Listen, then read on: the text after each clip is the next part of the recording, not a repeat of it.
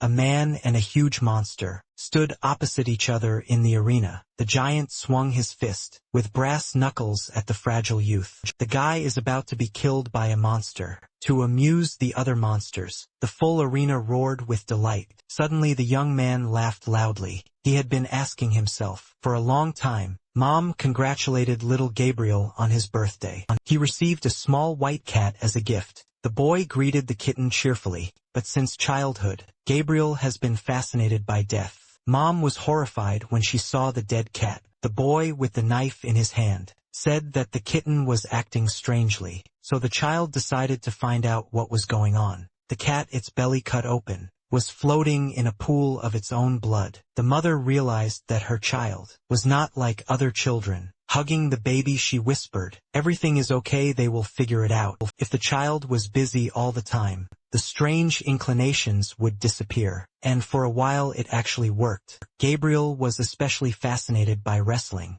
The boy had no equal in sparring. He enjoyed beating other fighters. One day he really wanted to finish off the defeated one. The mother understood everything and hugged her son, begging him to stop it. The enraged boy hit his mother in the face. It was the first and only time he felt guilty, although my mother said that it was nothing, and everything would be fine. After that he did everything he could to make his mother believe that he had become normal, and his inclinations had disappeared. Gabriel wanted to spare her the horrific truth. He wanted his mother to be happy, although he never really understood what that meant. Life went on as usual, but one day my mother felt very ill. The plate slipped from his suddenly weakened hands and broke. It seemed like Mom knew what was happening to her. The child looked at his mother, with eyes wide with surprise. Cancer killed a woman within a few months, and before her death she confessed to many things. She told her son that she had found the place where he buries animals. Mom sighed. She understood that the boy could not do anything about it. She also knew that he was hiding it from her, so as not to hurt her before she died. His mother wanted her son to make two promises to her. First of all, don't do this to people,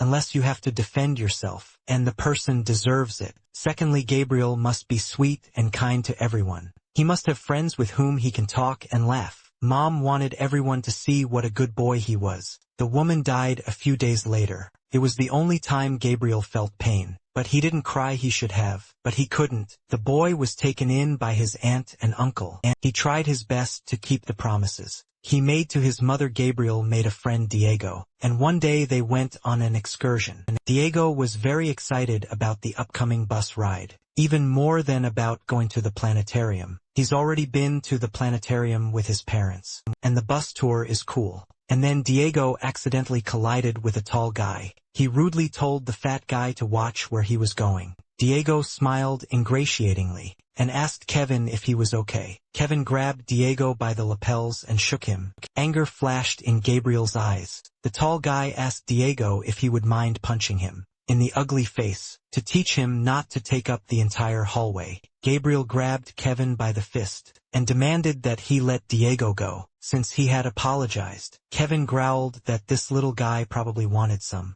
Gabriel suddenly squeezed Kevin's hand hard. The young man looked at the boy in surprise. Anger burned in the fragile boy's eyes. Kevin let go of the fat man and asked if Gabriel seemed to want to fight. The girl took Kevin by the hand and asked him to leave the children, otherwise they would be late for the bus. Kevin smiled at his cute girlfriend and said that she was right. Turning around, he told Gabriel that he was lucky. Next time he would crush his bones. Diego sighed with relief. It was very close to a fight. Gabriel agreed with his friend. He had a screwdriver behind his back. The young man took out a gun and was ready to stab the guy. In his mind he asked his dear mother if this all meant he could kill Kevin. Boarding the bus has already begun. Diego was pleased the best seats were still available. The young man explained that the middle row is located between the emergency exits, far from the teachers and close to the toilet. Kevin got on the bus and tried to kick the kids out of the back row, grabbing the young man by the lapels. He shouted at him to get out. Diego was glad they sat away from the hooligans. Suddenly someone told Kevin to stop.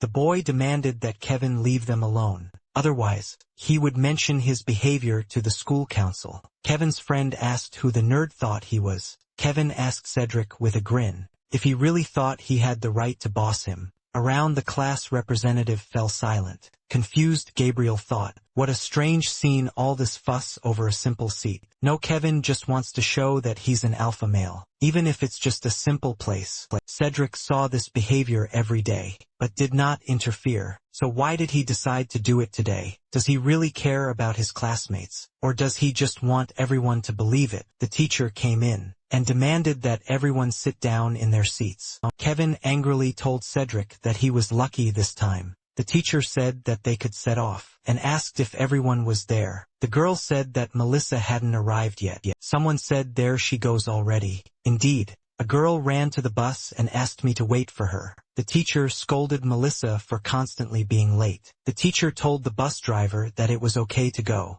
The man pressed the gas pedal and the bus moved off. Melissa, who had not yet sat down, swayed from the sudden movement. Gabriel caught her by the shoulders to keep her from falling. For some reason, Melissa's cheeks suddenly flushed. Melissa immediately began to apologize for calling the young man Gabby. He didn't understand what was wrong with this girl. She needed to be calmed down. He allowed her to call him Gabby and advised her to find a place for herself. The bus was already speeding through the green outskirts of the city. The track was flat and calm. Melissa settled down next to her friend. The teacher said that they didn't have long to go, and suggested that they go through the program. Suddenly, the bus shook as if there had been an explosion. The frightened school children clung to their chairs. No one understood what was happening. The bus braked and stopped. The teacher asked the driver what it was, whether it was an earthquake. Diego asked his friend what he thought it was. Gabby noticed a strange smell. Diego was embarrassed, perhaps out of fear, but Gabby said it smelled like sulfur. A huge bolt of lightning struck near the bus. Kevin asked if they saw that huge lightning bolt. Diego cursed and asked in fear what it was. Gabriel saw that the phone's battery was low, although a minute ago, the phone was almost fully charged. Something resembling a tornado began to swirl around the bus. Gabby fastened his seatbelt and asked Diego to stop screaming. He advised his friend to fasten his seatbelt and, like him, bend over and cover his head with his hands. The teacher shouted at the children to hold on. A bus carrying school children was caught in a strange tornado. The frightened children saw lightning strikes piercing the bus. Cedric gritted his teeth and gripped the seat. Kevin hugged his frightened girlfriend and closed his eyes. Diego, following his friend's example, fastened his seatbelt and covered his head. Gabriel was surprisingly calm. The tornado funnel that had captured the bus swirled ever faster. Soon everything became quiet on the highway, but the bus with the school children disappeared. Gabriel opened his eyes. He hit himself hard. The guy cursed and seemed to have passed out. The guys started to get up from their seats. The tornado seemed to have ended. Gabby expected more damage or even deaths. Looks like they were lucky. The young man asked if Diego was okay, and if he was hurt. Diego, in tears, asked his friend if he had seen the huge eye. Gabby initially thought that his friend was in a state of shock, but then Gabriel remembered. That's right, before he passed out, he saw a huge eye in the center of the tornado. But what was it? Gabby tried to calm his friend down, saying that it just seemed that way to him, and that they were safe now. Melissa comforted her crying friend, telling her that the worst was over. Cedric stared out the window with wide eyes. Kevin asked loudly if everything was okay. If no one was hurt, the teacher asked for help, asking if anyone had a working phone. Everyone looked at their phones in surprise. Gabriel remembered that his phone went dead just before the tornado. What happened? The young man looked out the window. The dust had not yet settled and nothing could be seen. Suddenly Gabby saw a very strange creature. Something that looked like a creepy clown was looking straight at him. What the hell is this? The young man was perplexed. He was hallucinating. Maybe he hit his head hard. Diego, looking out the window, shouted loudly, asking what it was. The boys were stunned when they saw a strange creature outside the window. It seems like others see it too. Is it real? Finally, Kevin cursed and loudly asked what the hell this was. The creature looked at Kevin and said, "This one is interesting." Gabby was stunned. "It can talk." The unusual creature laughed loudly, raising its head. It exclaimed that this game would be exciting. A strange creature landed in front of the bus. It welcomed the newly arrived ladies and gentlemen. Having bowed, it politely invited everyone to leave the transport. The school children, with their mouths slightly open, could not move. The stranger barked commandingly at them to come out. The boys moved towards the exit in panic. The bus door opened and the passengers got off. Kevin's girlfriend asked where they were. He replied that he didn't know, but he had a bad feeling. Gabriel noticed that the ground felt strange to the touch. They were not on a road, but then where? Melissa gasped and told everyone to look at the sky. The boys raised their heads and froze. Nobody could understand what the hell was going on. Gabriel smiled. That's interesting. So they are no longer on Earth. The strange creature laughed loudly again. The boys found themselves in the center of some huge structure. There were various monsters sitting in the stands. On all sides the boys looked around in bewilderment. The creature cried out, "Carrion and waste. Perverts and sadists, welcome to the arena." The stands roared. The creature introduced himself. He is an orator, and will accompany the children on this wonderful day. Children must prepare for a bloody day, during which numerous warriors will kill each other, for the glory of the entities. The fury and chaos generated by these battles will spread throughout the universe. But first the speaker offered people and entities a small sacrifice. Leaning over, the speaker asked the teacher what planet they were from, and the speaker loudly announced that today in the arena there were people from planet Earth. Diego asked in horror what kind of gifts they were. Were they really going to eat them? The speaker said that they love it when the gifts in the arena resist. Tables appeared next to the school children. Various weapons were laid out on the tables. The speaker announced that humans would try to survive in a battle with one of their races. The spectators shouted with delight. They were waiting for the fight. The door swung open and a noise was heard. The boys looked at their opponents in horror. The enemies of people will be the most disgusting and cruel race in space. A horde of frenzied Lenidians known as goblins rushed towards the people. The girl asked Kevin what kind of monsters they were. Kevin shouted for everyone to grab their weapons. Quickly Gabriel smiled as the tension began to build. Armed goblins rushed at the frightened school children. The boys rushed around the arena. In panic, Gabriel told Diego to get ready. Suddenly, Diego grabbed his fragile friend and dragged him along. Gabby swung his legs and asked what Diego was doing. The teacher shouted at the children to run to the bus. Faster. But the big goblin will shout that this will not happen. The next second he pierced the teacher with his sword. The monsters caught the boys and killed them. With pleasure, human blood flowed like a river. Several people, led by Kevin, actively fought off the goblins. Kevin's friend closed her eyes in fear and killed the monster that ran up to her. Kevin praised her, saying it was a good job. The monsters picked off the school children one by one and killed them. Many were unable to resist. Diego dragged Gabby behind a rock and covered his face with his hands. Gabriel was indignant. He didn't have time to take the weapon. Diego panicked and dragged him away. The only thing he has is a screwdriver. Looking at Diego, Gabriel decided that his friend was in a panic and would be of no use, but if Gabby joins Kevin's group, his chances of survival will increase. The guys are fighting desperately and have already killed many monsters, and Diego should stay here in the shelter. Suddenly Diego stopped shaking and stared somewhere. Gabby followed his friend's gaze. He looked at Melissa running away from the monsters.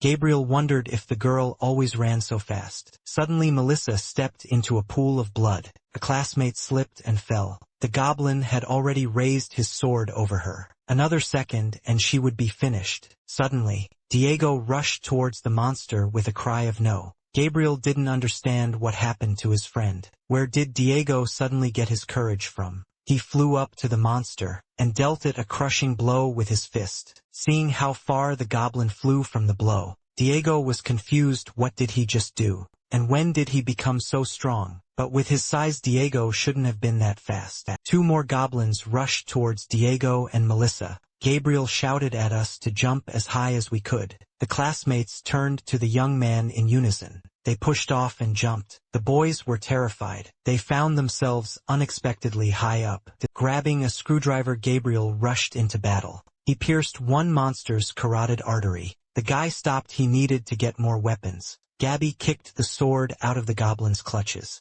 Meanwhile, the guy smoothly descended to the surface of the arena. Diego asked what the hell just happened. Gabriel replied that they seemed to be stronger here than they were on Earth, perhaps because of the gravity or the atmosphere. The young man smiled and goblins ran towards him. With great pleasure he cut off one's head. The second one had his paw cut off with a sword. He then cut the wounded goblin in half. The next goblin was cut from head to toe. Diego and Melissa looked at Gabriel, with their mouths open soon. All the nearby goblins were killed. Finally Diego asked when Gabby had become a damn ninja. He put his hand on his friend's shoulder. The young man's green eyes flashed. He turned around abruptly, seriously scaring Diego. Gabriel handed Diego the sword, telling him to take it. He told his classmates to arm themselves. If they want to survive, they must do what he says. In the middle of a huge arena, there was a bus and a fierce battle was going on. The monsters were pleased. It was quite a sight. Diego, Melissa and Gabriel hid behind a rock. The young man asked if they could see Kevin's group. On the other side of the arena, these creatures are afraid to attack, because there are many of them, and they are armed. Monsters prefer to attack individuals. If they want to survive, they need to join Kevin's gang. Gabby suggested running through the arena, in a straight line, avoiding fights if possible. The young man asked if they were ready. Diego replied that he was with Gabriel. The boys grabbed their weapons and ran towards their classmates. A tall goblin blocked their way. Gabriel, without stopping, cut the enemy in half, shouting for the boys to keep running. Suddenly Diego saw a fight nearby. The monsters were killing their classmates. A little more, and the girls will die under the blows of the goblins. This picture caused a fit of anger in the young man. Diego gritted his teeth. Gabby told him not to get involved in fights, but then one of the girls shouted for them to help them. The goblin had already raised his sword over her. Suddenly Diego grabbed the goblin by the paw. Usually timid Diego cursed angrily. The monsters, clenching their teeth, looked angrily at the man. The young man screamed and tore off the goblin's paw, in which he held the weapon. Gabriel and Melissa turned to Diego. He crushed the heads of two monsters, screaming for those filthy scum to die. The enraged guy shouted that he would kill all the goblins. Gabby was surprised by such strength. Diego lost his temper. He didn't know that his friend was capable of such cruelty. But the guy attracted too much attention, and their plan was in jeopardy. There are too many goblins. They will overwhelm them with numbers. But if he and Melissa leave him, they can get to the others. Melissa turned and ran towards Diego, shouting to Gabby that they had to help him. Gabriel cursed. Why did he have to go help the girls? This attracted the rest of the monsters. And then, the thought flashed through the young man's head that maybe this was for the best. He shouted loudly to all his classmates to listen to him. If they are still able to fight and want to survive, let them join them at this time. The goblin wounded Melissa. Gabriel immediately jumped up and killed the enemy. He asked the girl if she was okay. She said everything was fine. Gabby rushed around the battlefield, killing monsters left and right. There was already a mountain of corpses around them, but the enemies kept coming. The guy cursed. No one cared. The rest were saving their asses, taking advantage of the fact that these frogs had switched to them. Gabriel assumed that this would happen, and he should have done the same. Nobody wants to risk their life for others. It is not rational. It looks like the three of them are on their own. Not even that Gabriel is on his own. The young man slipped. Another second and it would all be over. He will probably die and meet his mother. Blood spurted. Gabriel was still alive, albeit covered in blood. In front of him was Kevin. At the last second he killed the monster. Gritting his teeth, Kevin apologized for taking so long. The young man loudly asked his classmates what they would do. They should all go out and fight. Kevin told everyone to find weapons for themselves, take stones and even fight with their bare hands. If they want to go home and see their parents, then they attack. The goblins did not expect such pressure from people. Blades flashed. The goblins died one after another. The arena speaker burst out laughing. Wow, today was going to be full of surprises. The monsters in the stands rejoiced. The spectacle delighted them. Contrary to expectations, the parasites from the earth won. The armed men, having gathered together, held a circular defense. Kevin asked, "What now?" "They will send them home." But the speaker announced a second round. He asked cryptically if the people would survive this battle. The door swung open, and a giant monster appeared on the threshold. The boys cursed each other when they saw a new enemy, and the school children were terrified. When a giant troll came out against them, the teenagers barely reached his knee. How to defeat such a monster? The speaker laughed. He knew everyone would like it. This is a troll warrior from the moon of the planet Sko. They called him Skarg the Crusher. Skarg is one of the favorites in the D-League. He has entertained everyone very well in the first 2 games, and this is his 3rd and final mandatory game. If he wins, the entities will allow him to move up to the top league, where he can earn honor, glory, and freedom, or he can leave the arena to continue his life as a loser. The stands actively supported the troll. The speaker asked what the fighter himself thought, and the troll growled threateningly. The battle leader exclaimed that they could begin. The spectators were pleased. They were thirsty for blood. Scarf looked at the handful of small people. They seemed so insignificant to him. The guys were talking among themselves. The troll is so huge, what should they do? I wonder if they can at least hurt it. Kevin said that they would all attack together, just like before, but Gabriel said that was a bad plan. A troll could kill several with one blow. There are more guys, they are small and fast. If they disperse, he will have to run. When he gets tired, they will kill him. Kevin asked if Gabby was sure about her plan. Gabby asked Kevin to trust him. This was their best chance. One of the guys asked the boys to think faster. The troll was already heading towards the people.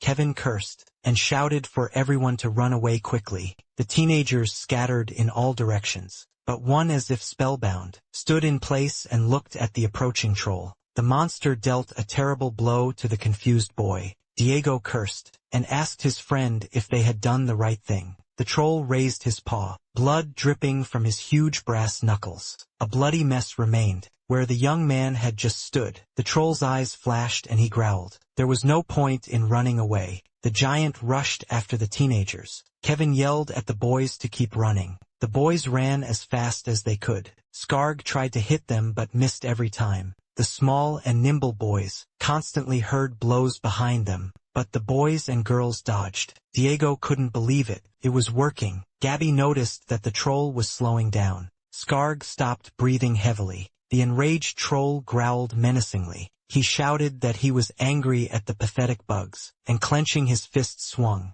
Kevin said their enemy was losing patience. He was desperate. Gabriel was right. Skarg clenched his fists and growled, as if gathering all his strength. Gathering his strength, the troll struck the arena. A wave of enormous force knocked the teenagers off their feet. Gabriel tried to slow down, thrusting his sword into the ground. The wave also hit the stunned spectators in the stands. The frightened speaker flew back, holding his hat. The ground in the arena cracked under Skarg's powerful blow. Kevin asked, confused, what the hell was going on. He asked his friends if they were okay. Fiona said that she thought she had broken her leg. The young man quickly bandaged his girlfriend's leg with his shirt. Mehdi was still unconscious. The troll said with a grin that Earthlings don't run anymore. Fiona looked at the approaching giant with fear. The troll walked towards Kevin and his friend Fiona, and grabbing the weapon, Kevin said that he would rather die in battle. Fiona tried to stop him. He looked tenderly at the girl and said that everything would be fine.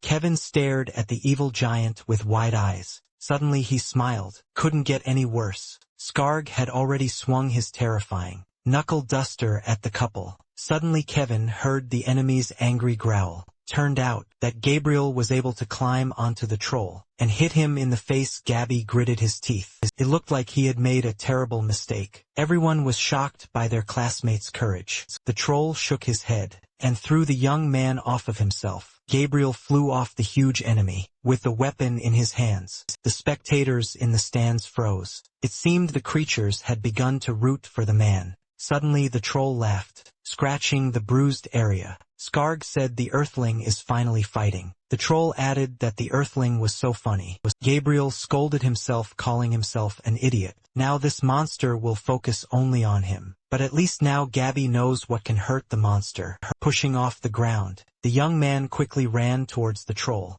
Gritting his teeth, Skarg decided to kill the annoying man with his fist. but the guy was too quick, and the fist landed right next to him. Gabriel told himself to stay focused. The troll struck blow after blow, but always missed. Gabby slashed at the giant's paw with his sword. After all, he had the same weak points as everyone else, but its places are much larger, which means they are easier to hit. Having received a wound, Scar became even more angry, but Gabby did not make a deep enough cut. Diego said that they should help Gabby. Kevin told Fiona that he couldn't leave Gabby alone against that thing. Taking the sword, Kevin also ran towards Scar. Clenching his fists, Diego rushed to help his friend. The troll didn't pay attention to anyone. He was trying to kill Gabriel. Scar growled menacingly and swung his fist with the brass knuckles. Fire was shooting out of Gabby's eyes. He was taking a big risk. The troll struck with all his might. Raising clouds of dust, Kevin cursed loudly, trying to stay on his feet. Diego called Gabriel in desperation. The troll, realizing that he had missed, struck blow after blow at the arena, but Gabby had already managed to climb back onto the enemy. This time, the young man decided to gouge out the giant's eye. The young man struck the troll with his sword. Feeling the pain, the troll shook his head to throw off the insolent fellow. Having fallen from a height, Gabriel hit the arena several times. Finally, he stopped. The guy felt that his whole body hurt. Blood was oozing from numerous cuts, but I had to get up. The angry troll walked slowly towards Gabriel. The young man cursed. He didn't expect this to happen. Scarg laughed. The earthling is very funny. The troll watched as, despite his wounds, his little enemy rose to his feet again. The giant did not expect the earthling to resist so stubbornly. The young man felt that he had several fractures, and that he had no weapon in his hands. Scarg moved steadily closer to the teenager. Gabby sighed heavily, but overcoming the pain, he rose to his feet. The guy thought bitterly that it looked like he had screwed up this time. The giant enemy was already very close. A laugh burst from Gabriel's lips. Everyone was stunned. This guy is laughing in the face of the enemy. The troll shuddered. This guy looked at him and laughed. The spectators in the stands fell silent, and with their mouths open, looked at the strange fighter. Scarf moaned in confusion, and Gabriel continued to have fun. His whole face was covered in blood, but his eyes sparkled amazingly. Two enemies, huge and small, stood opposite each other. Gabby thought it was all very exciting. He is about to be killed by a monster, to amuse the other monsters. At that moment, for the first time in her life, Gabby was overcome with mad, uncontrollable laughter. Perhaps now he has the answer to the question he has been asking himself all his life. The young man's thoughts were interrupted by a deafening blow dealt by the troll. The guy jumped up and took out his only remaining weapon, a screwdriver. Gathering his last strength, the young man threw a screwdriver into the troll's eye. Scarg roared and Gabriel pierced his eye, landing at the troll's feet. Gabby thought that it didn't really matter who he was, a saint or a madman. He took a spear. He needed to finish off the enemy. Having jumped onto the giant Scarg, the young man took aim. He thrust his spear into the enemy's neck, piercing him right through. This battle gave Gabriel indescribable pleasure. The mortally wounded troll staggered, watching the enemy he had defeated fall. Gabby thought it was time to be who he was. In the center of the arena lay a huge troll, killed by a man. The speaker exclaimed, "This is incredible. An earthling has won this match." The stands exploded. Everyone was shouting, some enthusiastically, some angrily, and only one spectator was calm. The cloaked alien said with a smile, "That's interesting." The huge arena began to move, and an unimaginable noise arose. Gabby looked around in confusion. Did he really win? Did he kill the troll? A delighted Diego ran up to his friend. Gabby was able to defeat that thing alone. He is really strong. Suddenly, the guy saw Gabriel smiling. Gabby replied that he killed a troll with his bare hands, and it was amazing. The young man's eyes rolled back, and his wounds made themselves known. The guy swayed and lost consciousness. Diego rushed to him. The guys were worried, because Gabby was hit by a monster, and suffered serious injuries. Robot medics appeared in the arena, and asked him to move away from the wounded fighter. Soon all the school children's fractures and bruises were healed. After examining Gabby, The robot concluded that his organs were damaged, and that he needed to be urgently placed in a recovery capsule. Diego asked if his friend would survive, but the robot asked him to step aside and not interfere with the patient's evacuation. The young man was placed in a strange transparent box for droids, carefully carried the teenager out of the arena. The boys watched their classmate with worried glances. The speaker urged survivors not to worry, and to gather around for the announcement of the results. The school children didn't understand what these results were. The battle host announced that it was time to find out how many essence points would be awarded to the brave fighters. The spectators in the stands began to actively vote. The speaker was confident that the sadistic entities would certainly reward a bloodbath of such high quality. The silent school children waited for the results. Soon a screen appeared, with portraits and the number of points. The entities were impressed by the performance of the new fighters, 5 of whom received more than 1,000 points. The speaker was surprised. One of the people received as many as 3,000 points, which is unheard of for a first fight. The host was confident that Gabriel White had a bright future. In the arena, Melissa waved her hand, getting the presenter's attention. The speaker asked the young lady what was the matter. Melissa timidly noted that there were 16 names on the screen, but there were only 15 of them. Cedric is not among the fighters. The presenter thanked the young lady. It was so stupid of him. The speaker, holding out his bloody hand, exclaimed that he had almost forgotten about it. Indeed, we need to get the 16th. The presenter flew up to the pile of corpses and pointed his hand at it. Suddenly the corpses began to move. Soon a frightened Cedric flew out of there. The speaker grabbed him by the neck and invited everyone to look at this rat. The boys looked at their classmate in surprise. The presenter asked if he probably thought he was smarter than the others, because he hid under the corpses and thought they wouldn't see him. Throwing Cedric into the group, the speaker added that running from a fight was not an option. For long-term survival they need to fight, and maybe they can earn enough points to buy their freedom. Otherwise they won't be able to escape the arena. Kevin asked how many points were needed to be released. The speaker replied that only a small amount was needed.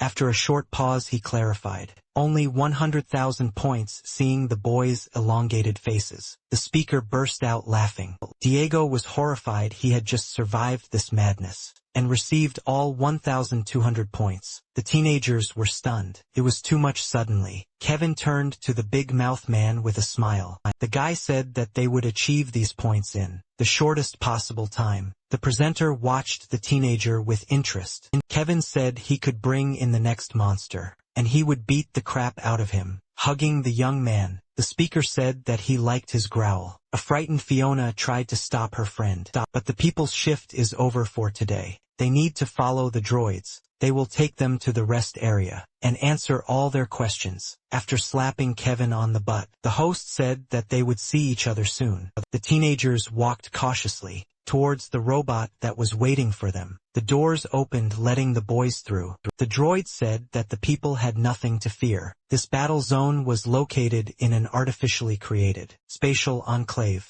The portal will transfer them to the normal plane, where the recreation area is located. Diego asked what was going on. Were they in a Stargate? Gabriel's wounds soon healed completely and he slept. The room where he was located was very reminiscent of an ordinary hospital ward. The young man opened his eyes and screamed. The guy clutched his heart and cursed. It was painful. The strange spectator in the hood grinned. He was already awake. That was much better. An alien stood in front of Gabby. He had something like a cigar in his mouth. He offered to talk. Gabby remembered that while he was unconscious, he saw his mother. He was sure that he had died, but his mother said that he would live. Mom reached out to him and asked if he had started killing again. The young man stuttered and replied that he had to do it. Mom asked, and it was nice. The confused young man asked what she was talking about. But then the devil appeared instead of my mother and asked if it was pleasant for him to kill.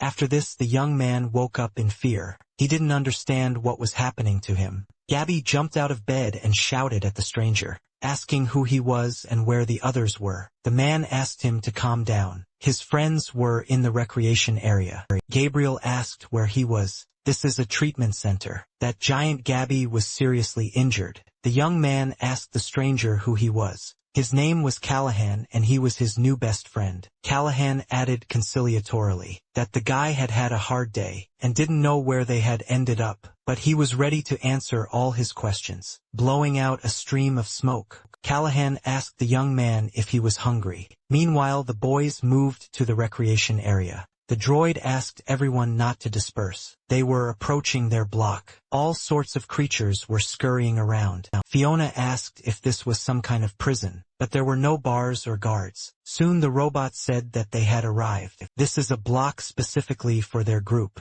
It has bedrooms, warehouses, and terminals. Housing on the top floor. Sanitary facilities in the basement. The doors of the block quietly opened. Then he will tell them how the arena works. Looking out the window, Gabriel thought it was incredible. Callahan explained that the tower that Gabby sees is the place where they were before. The portal brought them here. This is Callahan's favorite view of the city. The droid announced that their table was ready. Gabriel was surprised to see a hamburger on his plate. He was very surprised where earthly food came from. On this planet, seeing Gabby's surprise, Callahan smiled. He saw on the internet that this was a traditional dish from his world. The chef is a friend of Callaghan's and it's real meat, not some synthesized crap. Instinct told Gabby not to trust this man. He was trying too hard. The young man asked what Callaghan wanted from him. The man swallowed the wine. He silently put down the glass and looked at the guy. Callahan asked what the level of civilization was in Gabby's world,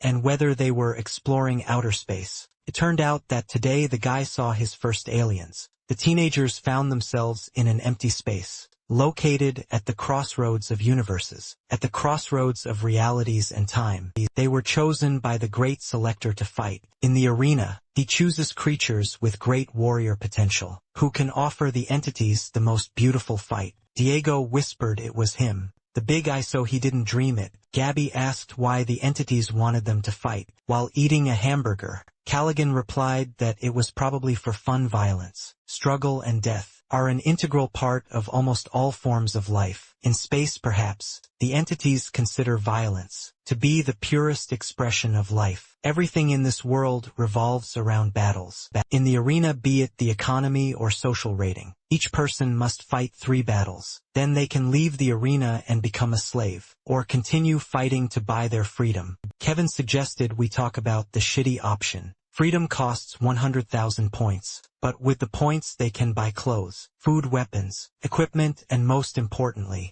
you can buy resurrection with points. Costs about the same as citizenship. Few people manage to score 100,000 points, mainly because fighters waste them ineptly. The fighters who succeed are those who have sponsors. Callie Jin smiled broadly and asked if Gabby knew who he was. The young man asked what the sponsors get out of this. Gabby's interlocutor explained that he would receive large commissions from viewers, bets, and even more if he won. Callahan saw the guy in the arena, saw the expression on his face. It's a killer look. Gabby likes it all. When he killed Skarg, he was literally in ecstasy. Gabriel has enormous potential, and rookies like him are extremely rare. Callaghan promised to make Gabby a star of the arena. He would have prestige, wealth, and power. The man asked what Gabriel would say. The droid told the boys how they could use the glasses. Mehdi volunteered. The robot leaned over and called the terminal. At the same second, a glowing round window separated from the floor. The droid told the surprised boy to stick his hand through the terminal. Mehdi obediently put his hand through the window.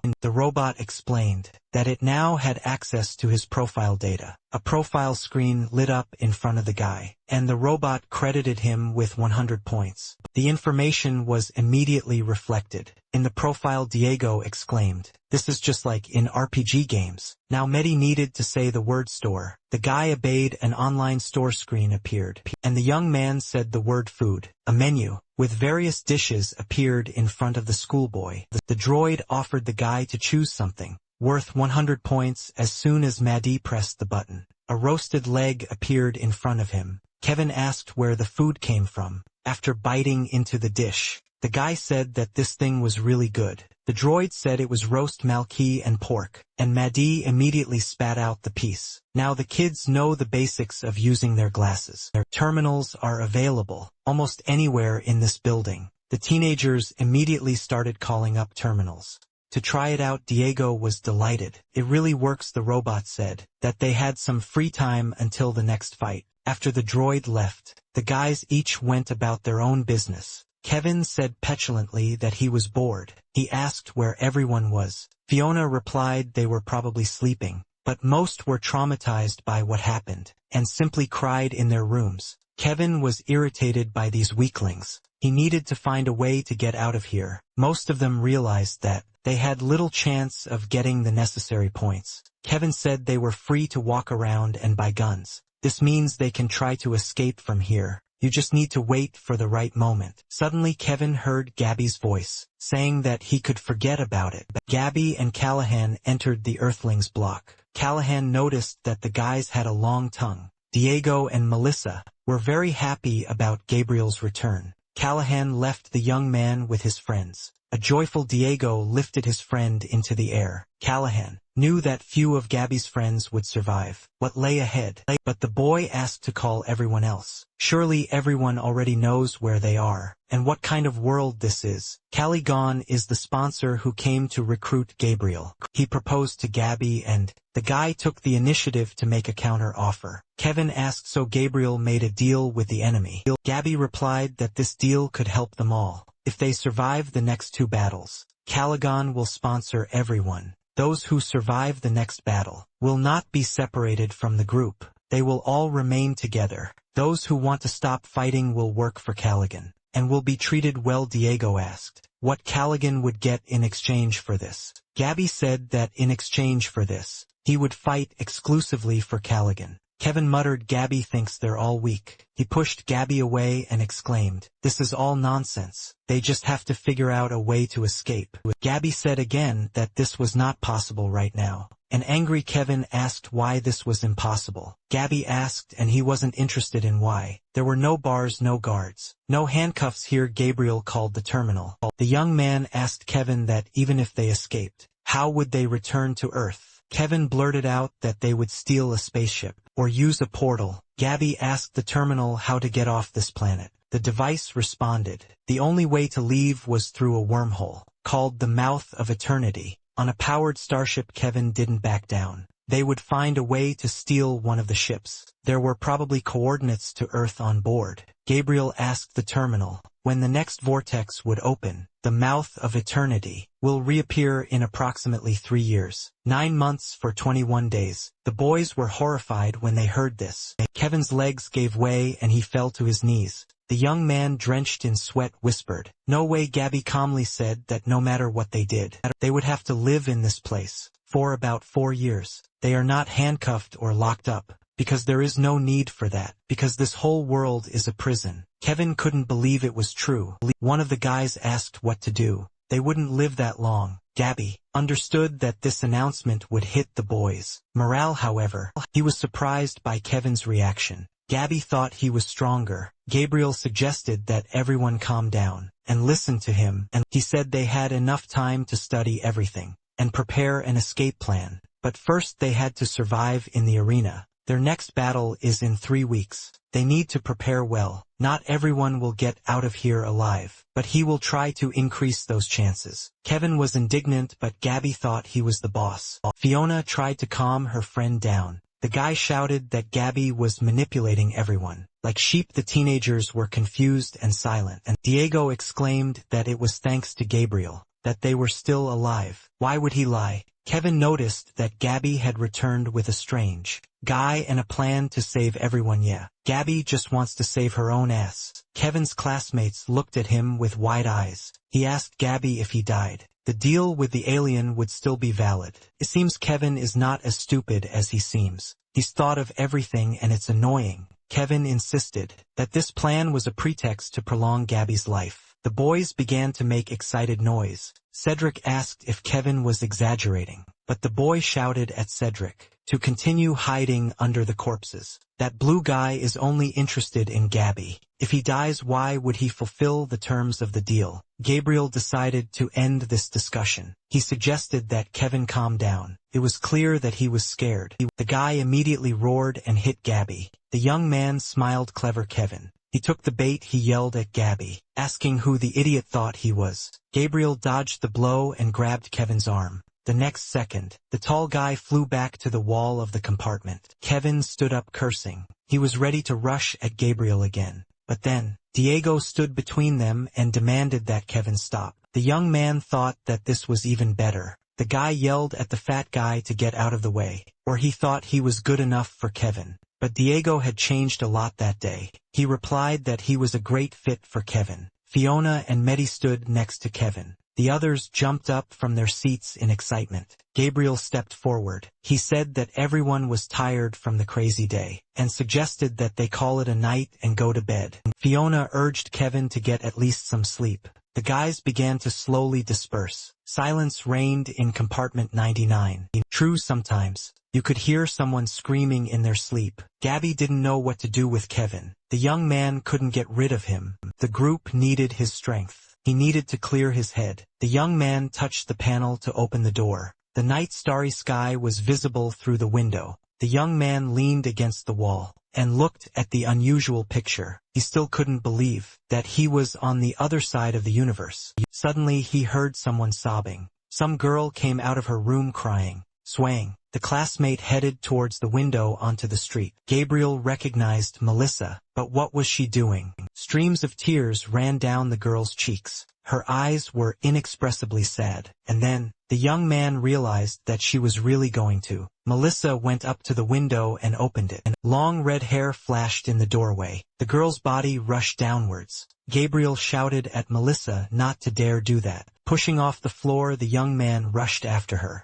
In a couple of jumps, he found himself at the window and jumped after it. In a split second, Gabby managed to catch up with the desperate girl. He grabbed her, trying to slow her down and soften her fall. They fell to the ground, raising clouds of dust. Melissa fell on Gabriel and was, therefore, not hurt at all. But Gabby felt pain. It's good that they are stronger. Here on Earth, they would already be dead. Melissa looked at Gabriel in surprise. He asked what the hell Melissa was doing, what she was even thinking, and it's stupid to hope that she could kill herself. From such a height, Melissa's body shook, crying. She asked him to forgive her. She doesn't know what came over her, but she's so scared. Gabriel wondered why he was so upset. He couldn't understand what was happening to him. Gabby and Melissa returned to their living quarters. He took her to her room and told her to try to get some rest. They will see each other again tomorrow. Melissa timidly took Gabriel's hand. She asked him to stay with her a little longer.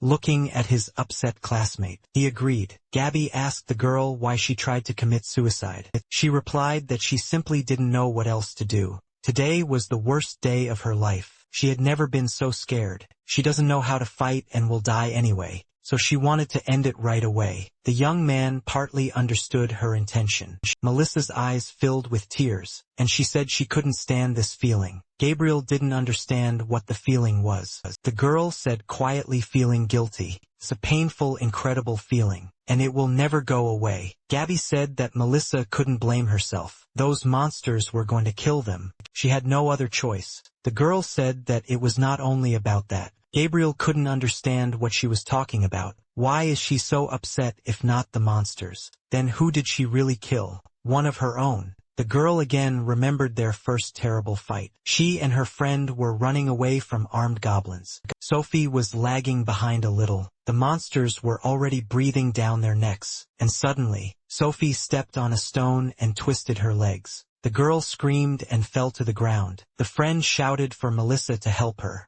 The girl stopped and walked up to Sophie. The girl stood up and said she had sprained her ankle. Melissa told her to lean on it. The pursuers were already almost 2 steps away from the girls. Sophie cursed and asked what they should do. 2 friends stood in the arena confused. Sophie asked Melissa to hurry. They had to run suddenly. Melissa's face changed. Sophie asked what was wrong with her. She squeezed Sophie's hand tightly with one hand. With her other hand, Melis wrapped her arm around her friend's back, leaning towards Sophie. Melissa quietly said she was sorry. Sophie didn't understand what her best friend was talking about, and Melissa pushed the girl with all her might towards the approaching goblins. Melissa gritted her teeth and closed her eyes. Sophie couldn't believe her friend's betrayal. A couple of minutes later, the goblin's axe fell on the girl's neck, dying covered in blood. Sophie looked after Melissa with tears in her eyes, and she, clenching her teeth, ran away while the goblins tortured her friend's body. A new day has dawned at the arena. Opening his eyes, Gabriel wondered if it was already morning. He looked at Melissa sleeping next to him in confusion. The young man did not immediately understand how he got there. Soon Melissa woke up too. The girl blushed deeply and asked Gabriel to forgive her. Opening the door, he replied that everything was fine and that he would go get dressed. The young man felt that he was very tired. Diego exclaimed in surprise. So Gabby was here. He was worried and knocked on his friend's door in the morning. But he didn't answer, and then it dawned on Diego that Gabriel had left Melissa's room, and it seemed they had spent the night together. Gabriel objected, saying he had just gone to see if she was okay, and Diego suggested meeting for breakfast. Looking at his clothes, Gabby sighed. They were ruined after the fight. He called the terminal. We need to see what they offer. In terms of everyday wear, you need to spend as little as possible. And then Gabriel saw that there were free clothes. That was great. He immediately chose ordinary civilian free clothes. At that very second, clothes appeared on the young man's body. He was delighted. This technology is truly amazing. Having finished with his clothes, Gabriel went to have breakfast. Seeing his friend in new clothes, Diego's mouth opened in surprise. Gabby waved to the guys and apologized for the delay. Where he got such cool clothes, the guy explained that it could be requested through the terminal. Having learned that they could get free clothes, the friends also used the terminal. Now we could have breakfast in peace. Diego was surprised that's all Gabby was going to eat. Melissa didn't touch her food. The girl said she had no appetite. Gabriel reminded them that they had to save points. How much Diego had eaten yesterday, and how many points he had left. The guy replied sheepishly that he had 600 points left. Kevin pushed Cedric away, yelling at him to get out of the way. Everyone turned around at the noise. Cedric was thrown to the side by the powerful blow. Kevin yelled at the coward to get out of his way. Diego whispered, "Here comes the trouble." Kevin glared at Gabriel as he passed. He calmly met his classmate's gaze. The guy frowned, but this time he remained silent. Kevin suggested to his friends to get out of there. Everyone watched Kevin's campaign in silence. Melissa said she felt sorry for poor Cedric. Everyone blamed him. Diego said it was no surprise he used his friends to survive. People like that are real scum. Melissa winced and thought of Sophie. The girl answered Diego thoughtfully. Maybe he was right. Gabriel asked the boys if they wanted to go for a walk outside. After all, they are in another world. It would be a shame not to look around. When they went outside, the teenagers looked around in surprise. It really was a different world. Melissa still couldn't believe it. She asked the boys if they had seen how many different species there were. Looking around, Gabby realized that they were in a slum, apparently inhabited by prisoners like themselves. Melissa didn't understand why food was sold on the street when it could be bought in the terminal. Gabriel explained that the food in the terminals is synthetic, but this is simply fresh. The girl thought this is like organic and industrial food.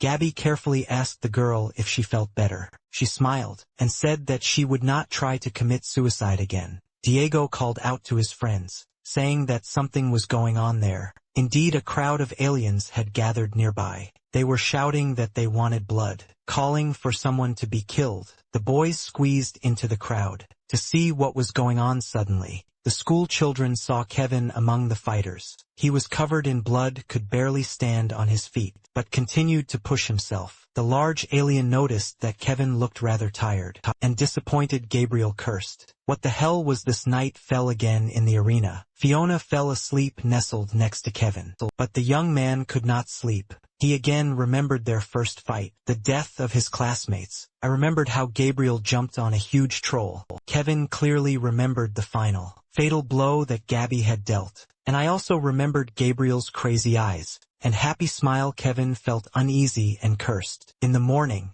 Mehdi asked Kevin what he was going to do. Mehdi talked about Gabriel's plan, whether they would follow it. Kevin replied, this freak uses them to increase his chances of survival. Fiona reminded that it was Gabriel who saved everyone in the first battle. The girl knew that Kevin didn't like it, but it was a fact and it didn't matter whether this plan served his interests, because they were the same for everyone. Kevin said he didn't like the guy. There was something fishy about him. The expression Gabby had in the arena. Kevin had seen it before. He couldn't be trusted. Kevin insisted that they were stronger than the others and could handle it themselves. Fiona asked what guarantee there was that they would not be separated after surviving the battles, which was the whole point of Gabriel's plan. Kevin is fixated on the fact that he's using them, his misplaced ego, preventing him from seeing the bigger picture. Gabriel came up with this plan to ensure that he would remain with the strongest. He needs Kevin's campaign as much as they need him, so it doesn't matter whether Kevin trusts him or not.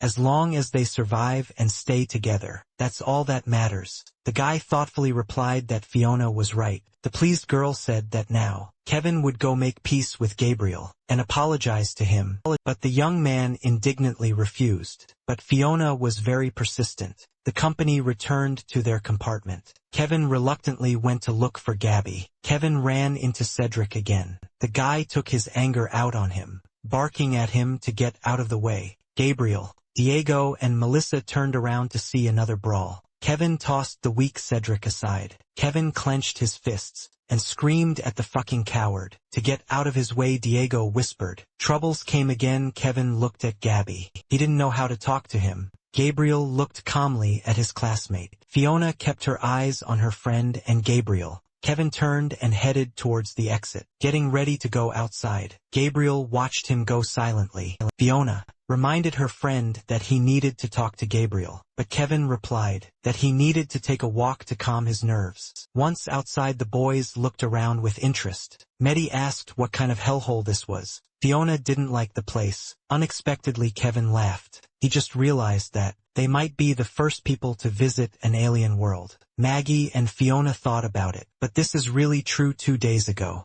they were future unemployed losers, and now they are space explorers. It's funny, Fiona whispered that she would never understand the humor between these two. And then, the guys saw a crowd of aliens in front of them. They were shouting something excitedly. The boys pushed their way into the crowd to find out what was going on. 2 fighters were fighting in the center of the circle. One of them fell to the ground after being hit in the jaw. The audience murmured approvingly. Kevin was surprised these were street fights. Mehdi admired the winner. The organizer, who looked like a huge crab, declared that it was a wonderful fight. They have a deserved winner. He wins 300 points. The boys were surprised that they could earn points. Outside the arena, the crab asked who would have the courage to challenge the winner. Suddenly Kevin stepped forward, declaring that he would do it. To participate, a young man must bet 150 points. If he wins, he will get his own back and take his opponent's points. Kevin and his opponent stood opposite each other. The young man clenched his teeth. He really wanted to fight. The other fighter seemed to be amused by the small, cocky man. The organizer gave the command to start,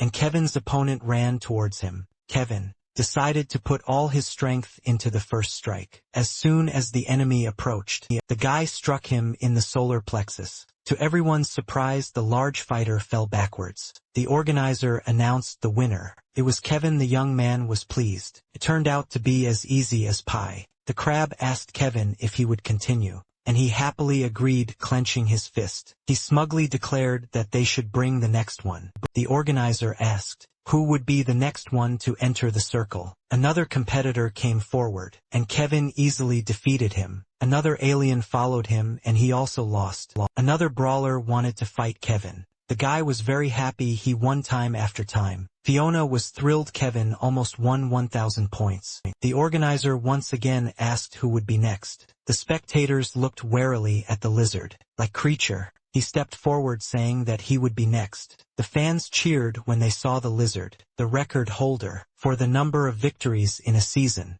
had come out to them, Mehdi became worried. It seemed like this was a famous guy. Kevin noticed that his opponent was quite tall. He needed to be careful. Kliko hissed menacingly. The lizard told the crab that he wanted to bet 500 points on this fight. Fiona was horrified. It was a lot, but Kevin casually agreed to such a bet. Kliko with a bloodthirsty smile at the newcomer. Kevin felt uneasy. He felt the enemy's strength. The organizer gave the signal to start fighting. Kevin decided to attack first, so as not to give the enemy time to attack. Kliko waited with a smile for the approaching fighter. The young man clenched his fist for the decisive blow. But suddenly, Kevin felt that the enemy attacked him first. Having received a strong blow, the young man flew back and fell on his back. Fiona and Mehdi were horrified. Kevin cursed. He didn't understand when the lizard managed to hit him. Despite the blow, the boy gritted his teeth and stood up. He rushed at Kliko again,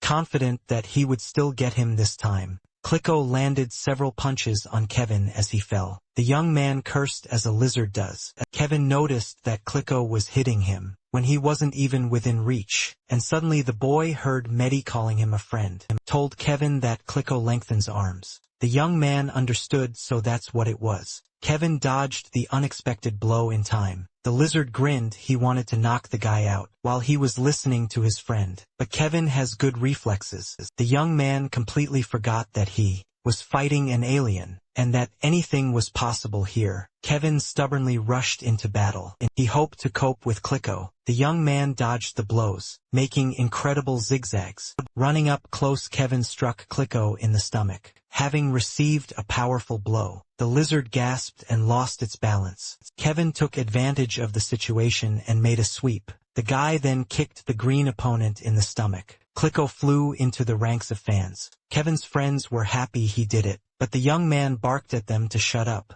The fight is not over yet and the enemy is strong. Kliko, rising to his feet, said that this was not bad at all. The lizard smiled. Now it was his turn to attack. Kevin gritted his teeth. Kliko struck with such force that the boy's insides turned over. Everyone saw that. Blood was pouring out of Kevin's mouth. Fiona covered her face with her hands in horror. The young man tried to counterattack, but missed. But Kliko delivered a precise blow to the young man's face. Kevin fell, raising a cloud of dust. The green lizard growled contentedly, but the guy jumped to his feet again and rushed at his opponent. Burning with anger, the young man tried to hit Kliko, but he constantly dodged. Finally, the lizard hit the guy with its clawed paw. Kevin fell to the ground. The spectators were shouting for Kliko to finish off the kid. They wanted blood. Waking up through the crowd, Gabriel asked what was going on. The young man saw Kevin fighting with an alien bleeding. The boy exclaimed that this was not all. Kliko chuckled. Kevin already looked tired. Gabby cursed and asked what it was. Gabriel couldn't understand what Kevin was doing, why he got into a fight. Diego asked what they would do. Gabby replied that there was a referee. It was a duel, not an attack. If the rules here are the same as in the arena, Kevin could die. The guy gathered his last strength and rushed at Kliko. Again the green fighter smiled, revealing a row of sharp teeth. He hit the man running up. With his other hand he struck Kevin hard in the chest. The young man fell helplessly into the dust. This time, he could no longer get up and continue the fight. Kliko told Kevin he fought well. The friends rushed to the guy lying on the ground. The organizer announced that Kliko had won, and that he would win 1,000 points. Diego noticed that their classmate was badly hurt. Fiona, with tears in her eyes, begged Kevin to wake up. Mehdi hissed that this green freak would pay for this. The angry boy called out rudely to Kliko. The young man rushed at the winner with his fists. He casually asked if he wanted some too. Kliko laughed, saying he could arrange it without any problem. Mehdi, raising his fist, called the lizard an asshole. Suddenly Gabriel stood between them, stopping both blows. Kliko stared at the frail man in surprise. Mehdi frowned, displeased with the intrusion. Gabriel told Mehdi to calm down, but he asked if Gabby saw what the green one did to his friend. Gabby told him to shut up and look around. It was a fight according to the rules. If Mehdi continued, he would be lynched. Kliko laughed. The rules of the duel are sacred, and advised the guy to take care of his friend. Gabriel handed Mehdi a syringe-like device that would help Kevin. This injector contains a healing mixture. You need to stick it into his arm or thigh. It should work instantly. Kliko called out to Gabriel. The young man realized that the fighter was addressing him. Kliko asked the boy what his name was. The guy replied that his name was Gabriel. Gabriel quickly followed his friends. Kliko was puzzled how this mosquito stopped his blow.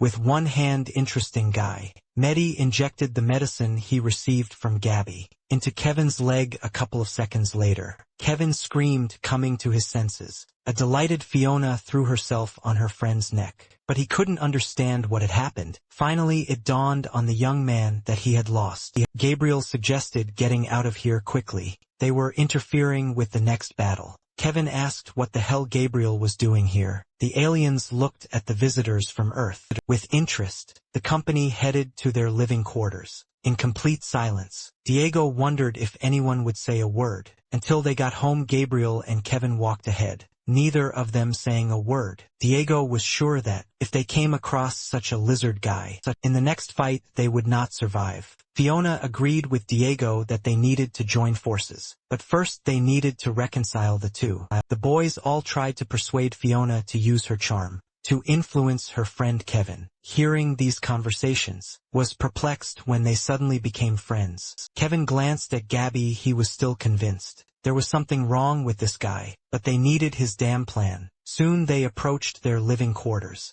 Once inside, both companies headed in their own directions. Suddenly Kevin stopped. After standing there for a while, he finally decided to call out to Gabriel. Gabby heard Kevin calling him. The young man turned around asking what was the matter. Kevin threw the boy a new injector to replace the used one. Gabby was surprised. But this is a very useful thing. Turning around, Kevin coldly said that they were now even. Diego sighed with relief. He thought that these two would fight again. Melissa said that Kevin has a good heart, even though he acts like that. Gabriel walked silently to his room. He pulled up his sleeve. His right arm was blue and very painful. This lizard man broke his arm with one punch. It's amazing. The young man used the injector he had just received. The broken arm immediately began to recover. After a couple of seconds, the guy was able to calmly clench his fist. The fracture had completely healed. Gabriel's eyes lit up. That was great. Gabby dreamed of the devil again. He asked how he was doing. It seemed not as well as he would have liked. The horned one asked if he could ask a question. Why hasn't Gabriel told his friends everything yet? The devil, his eyes flashing, asked why not tell them that Gabby was happy here. The young man opened his eyes. He dreamed about that terrible devil again. He needed to turn off the alarm. And then he remembered there was no alarm clock here. The guy got out of bed. It was reported that the next fight would take place in 8 days. Gabby's eyes lit up with joy. Finally, all the guys had already gathered in the common room. They were excited and discussed the news they had received about the battle. Diego and Melissa sat silently at the table. Gabriel saw that everyone was there and suggested they begin. One of the guys asked Gabby what the hell was going on. He said they would have more than 20 days before the fight. The others started making noise, saying that Gabby had lied to them and what to do now. Suddenly Kevin yelled loudly for everyone to shut up.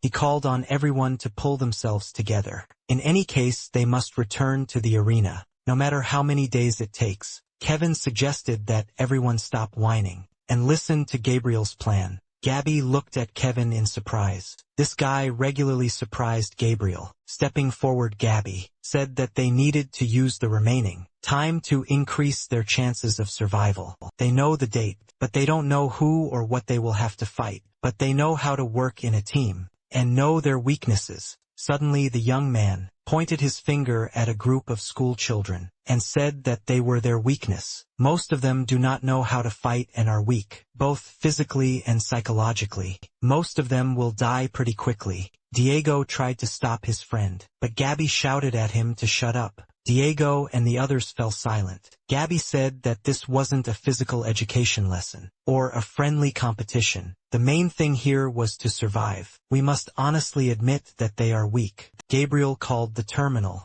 and said that he had developed a special strategy. The boys listened attentively to their classmate, taking up his spear and shield. He said this was what their strategy would be based on, at least in part: defensive phalanx formation to repel enemy attacks, and offensive formation for attacks. This is a very effective formation, especially in a confined space such as an arena. Cedric noticed that the phalanx lacked mobility. What if they were more comfortable with swords? Gabriel said they were both making the right decisions. The phalanx will be supported by 4 of its best fighters, who will move freely around it. The top 4 will split the phalanx, which will attract the giant's attention, while it is surrounded, and then they start all over again, using the same strategy. Kevin realized that with this strategy, Gabby met Diego and he would score the most points. Suddenly Gabriel turned to Kevin. He asked if Kevin would come out for a little demonstration. Kevin, armed with a sword, stood opposite Gabriel with a spear and shield, and Gabby explained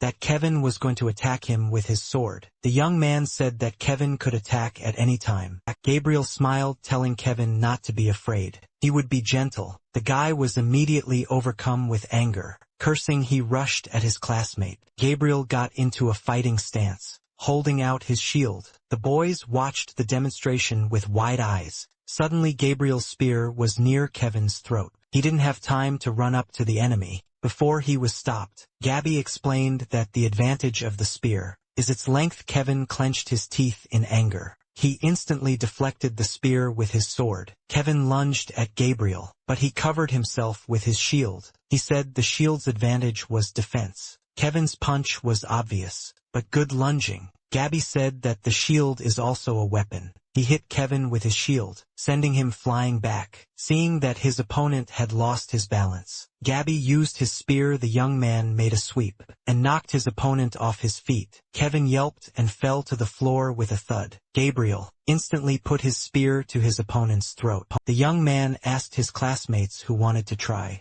After the weapons demonstration, the guys perked up, having taken up their weapons. The school children began training. Diego asked if that meant they weren't allowed to use a shield. Mehdi added that shields were more practical. Gabriel replied that if they needed shields, let them take them. The 4 of them should choose what suited them best. Training weapons are provided for free, but combat weapons require points. Diego exclaimed that he barely had a quarter of his points left. Mehdi asked how that was possible. Kevin chuckled. He spent it all on food. But Gabby said that everything was fine, and took out a Sumerian axe, handing the weapon to his friend. Gabby said that he took the initiative to buy this axe. For Diego, the guy was delighted. This thing is so light. Gabby suggested to his friend that he combine his strength with the reach of this axe. Diego was confused. The axe must have cost a lot, but Gabby reassured him it was one of the cheapest axes. Diego hugged his friend and burst into tears. A screen appeared in front of Diego, asking him to accept the object, the axe. Kevin and Mehdi were excitedly discussing the weapons. In the warehouse, Diego laughed. The boys found their bliss. Kevin chose the 8th Empire Claymore because he plans to kill enemies by the dozen. Kevin also bought a cool long coat. Mehdi exclaimed that he was Aurora Noah Zoro. Of course he could only buy 2 swords, but for a start that was enough. Looking at the happy teenagers, Gabby thought that this wasn't a cosplay competition. Diego asked what weapon Gabriel had chosen.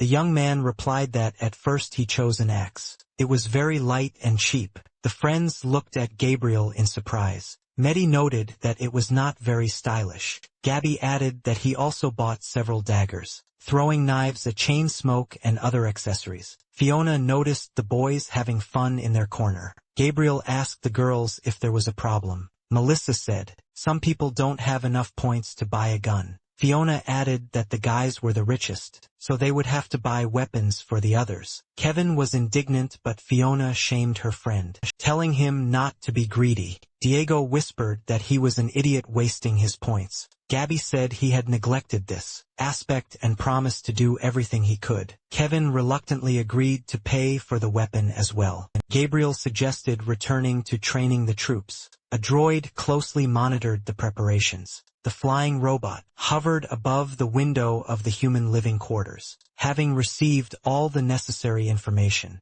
the droid flew away. Callahan watched the events through his flying drone. He was pleased everything seemed to be going as planned. "That was good," the pointy-eared beauty asked Callahan what he was looking at. and whether he was no longer interested in her. He apologized to his girlfriend, and looks at the growing business. Callahan shouted at the droid to pour them his best bottle. Twilight descended on the city. On the way to the hotel, Callahan entertained the beauty with various stories, and then he saw that they were waiting for him. He told his girlfriend that he would get some fresh air, and that she should go up to her room and order whatever she wanted. Callahan waved his hand at the girl. In a friendly manner, noticing 3 thugs, he suggested going into the alley. Soon the whole company left the busy street. One of the thugs knocked Callahan down. He said the boss didn't want to see Callahan hanging out in fancy establishments when he owed him a pretty penny. Callahan replied that the deadline was far away,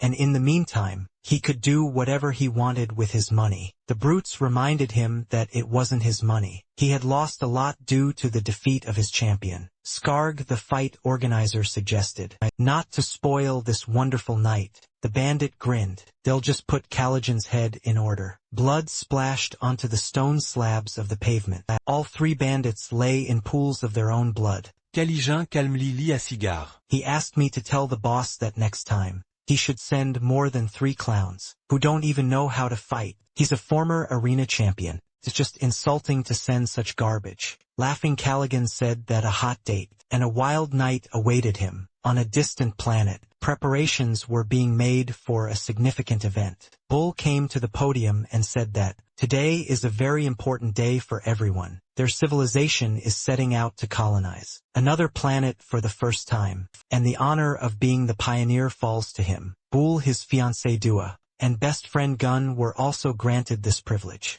The spaceship with colonizers on board soared into the sky. They flew calmly towards their target. Bull, embracing his bride, said that they were heading to the new promised land. He was sure that a wonderful life awaited them. Suddenly everyone felt their ship shake. Something crashed into the side of the spaceship. A strange glow appeared in the porthole. No one understood what it was. Bull saw a strange creature near the ship. A giant eye with a huge number of tentacles appeared in front of them. A hunter from the planet Arena found new fighters in space. When the Earthlings were to hold their 3rd fight, in the arena everyone was armed but very nervous. Diego paced back and forth excitedly. The guy realized he seemed to be having a panic attack. He asked Gabby how he managed to sleep. Gabriel replied that he was not sleeping. He was concentrating, and Diego advised him to do the same. Kevin cursed how long could he wait. Fiona sighed, not that she was looking forward to it. Kevin was surprised that Magdi continued to pray. Could it be that after everything they had been through, he still believed in God? Mehdi responded more than ever.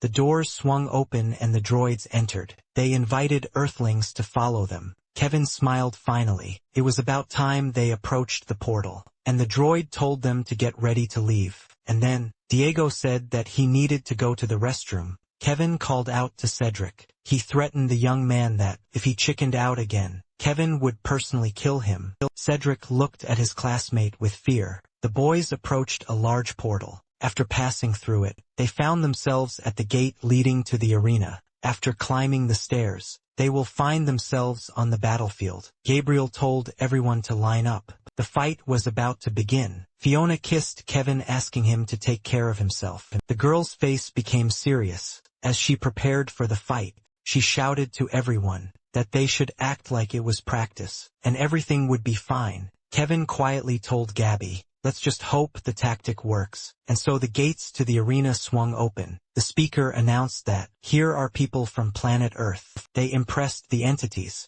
incredibly in the first match. Can they show the same result today? Fiona ordered everyone to stop. Melissa asked what was going on. She didn't understand. Kevin asked why they stopped. Gabby didn't know. Nothing could be seen. And then they all understood what was going on. Gabriel cursed. A confused crew emerged from the wreckage of the spaceship. Dua asked the groom what was going on, and where they were. Tables with weapons appeared in front of the new arrivals to the arena. Bull said it looks like they will have to fight. Mehdi couldn't believe his eyes. Kevin swore, what kind of joke is this? Diego asked Gabby if they would force them to do this. Gabriel cursed himself for being an idiot. He hadn't thought of this outcome today. They were the bad guys. The speaker cried out, "Let the battle begin." The battle leader called on the opponents to fight to the death. The armed earthling stood opposite. The confused newcomers Pool and Dua stood in front, and the ship's crew stood behind them silently. Looking around, the earthlings prepared their weapons, but did not attack first. Fiona asked why they didn't attack.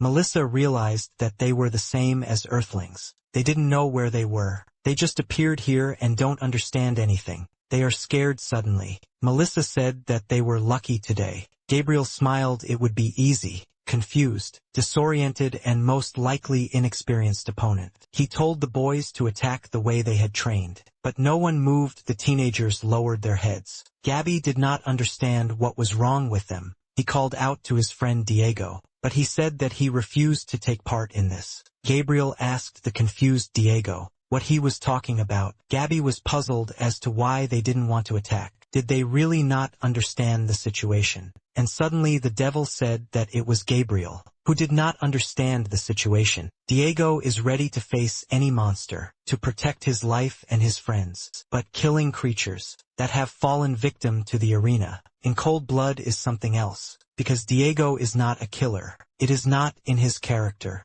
Unlike Gabriel, Gabby asked the devil, "What about the others?" The horned one replied that the others are held back, not by morality but by the fear of condemnation. Only a monster could raise arms against the innocent. Who would dare to become that first monster? It might be Melissa. She's not as innocent as she seems. Kevin cursed. They had to do something. The devil whispered to Gabby that maybe it would be him. This was an opportunity to reveal who he really was. The speaker said, in frustration, that several minutes had already passed, and nothing was happening. The dissatisfied spectators began to make noise, and suddenly Cedric screamed furiously. Grabbing a spear, he rushed forward. Everyone was stunned by surprise. The devil was surprised at what an unexpected outcome. The alien stepped back in confusion, gritting his teeth and holding his spear at the ready. Cedric ran forward. The young man thrust his spear into the alien closest to him. Green blood spurted from the wound and drenched Cedric. The mortally wounded alien fell and groaned. The guy looked at his dying enemy in surprise. Suddenly, Cedric clutched the spear with a trembling hand and laughed. He turned to his classmates and, shaking his spear, let out a battle cry.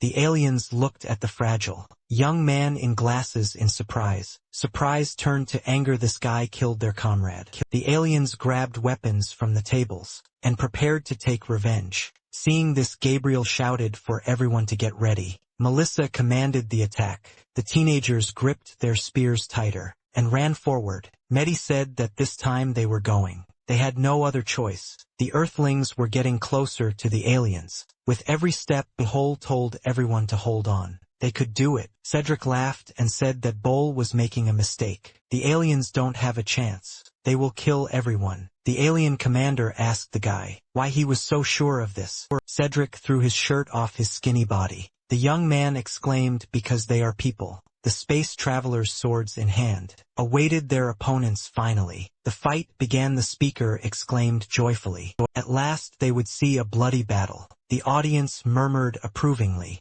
Gabriel quickly wielded his hatchet. Suddenly he saw a motionless figure in the middle of the battlefield. It was Diego. Gabby was confused why he wasn't moving. Approaching his friend, the young man said that Diego should fight and earn points, but Diego shook his head. He said that he refuses to take part in this and doesn't care about the points. Gabby was surprised, but didn't he put up a good fight last time? Diego countered. Last time they fought back and they were monsters. Gabriel was confused, and this is his excuse. Meanwhile, the boys were fighting the aliens. Looking at his friend, Gabriel grinned. Diego flared up. What's so funny about that? Gabby said that Diego is funny. He doesn't fight because their opponents are victims of this crazy world, and everyone here is like that. The goblins and Skarg were victims just like them. The young man grabbed his friend by the chest. He hissed this time. Those in front of him had a vaguely human expression on their faces, so Diego pretended to be good.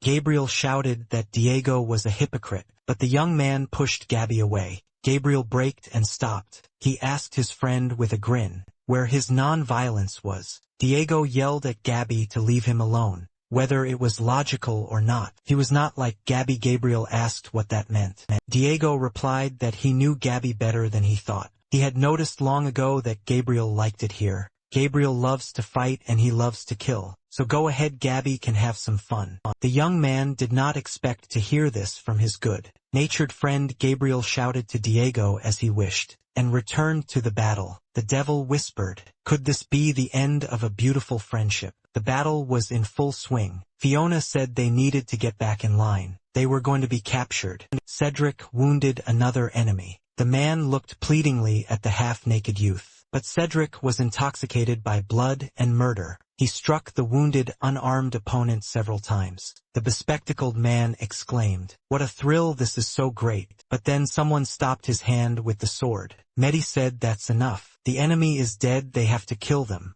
But that doesn't mean they shouldn't show them respect." Suddenly Cedric slashed Mehdi with his sword. Kevin saw his friend fall and asked Mehdi what was going on. Running up to his friend, Kevin asked his friend to hold on. They would heal him. Cedric chuckled. This would teach him what it meant to be a kick-ass, whoever he thought he was. Kevin's eyes flashed with anger. He asked Cedric why the fucking coward had done that. The bespectacled man replied that he does what he wants. The still unknown, who's the coward here? Kevin swung his sword at Cedric, but he jumped high into the air, dodging the blow, smiling happily. Cedric attacked Kevin. The young man covered himself with his broadsword. Gabriel asked, puzzled, what the two were doing. Melissa cursed and asked what was going on. A surprised Kevin only had time to defend himself from Cedric, and he, with a mad smile, rushed at his old-school enemy. Kevin sent the frail youth flying. With a blow from his broadsword, Cedric laughed. It was funny.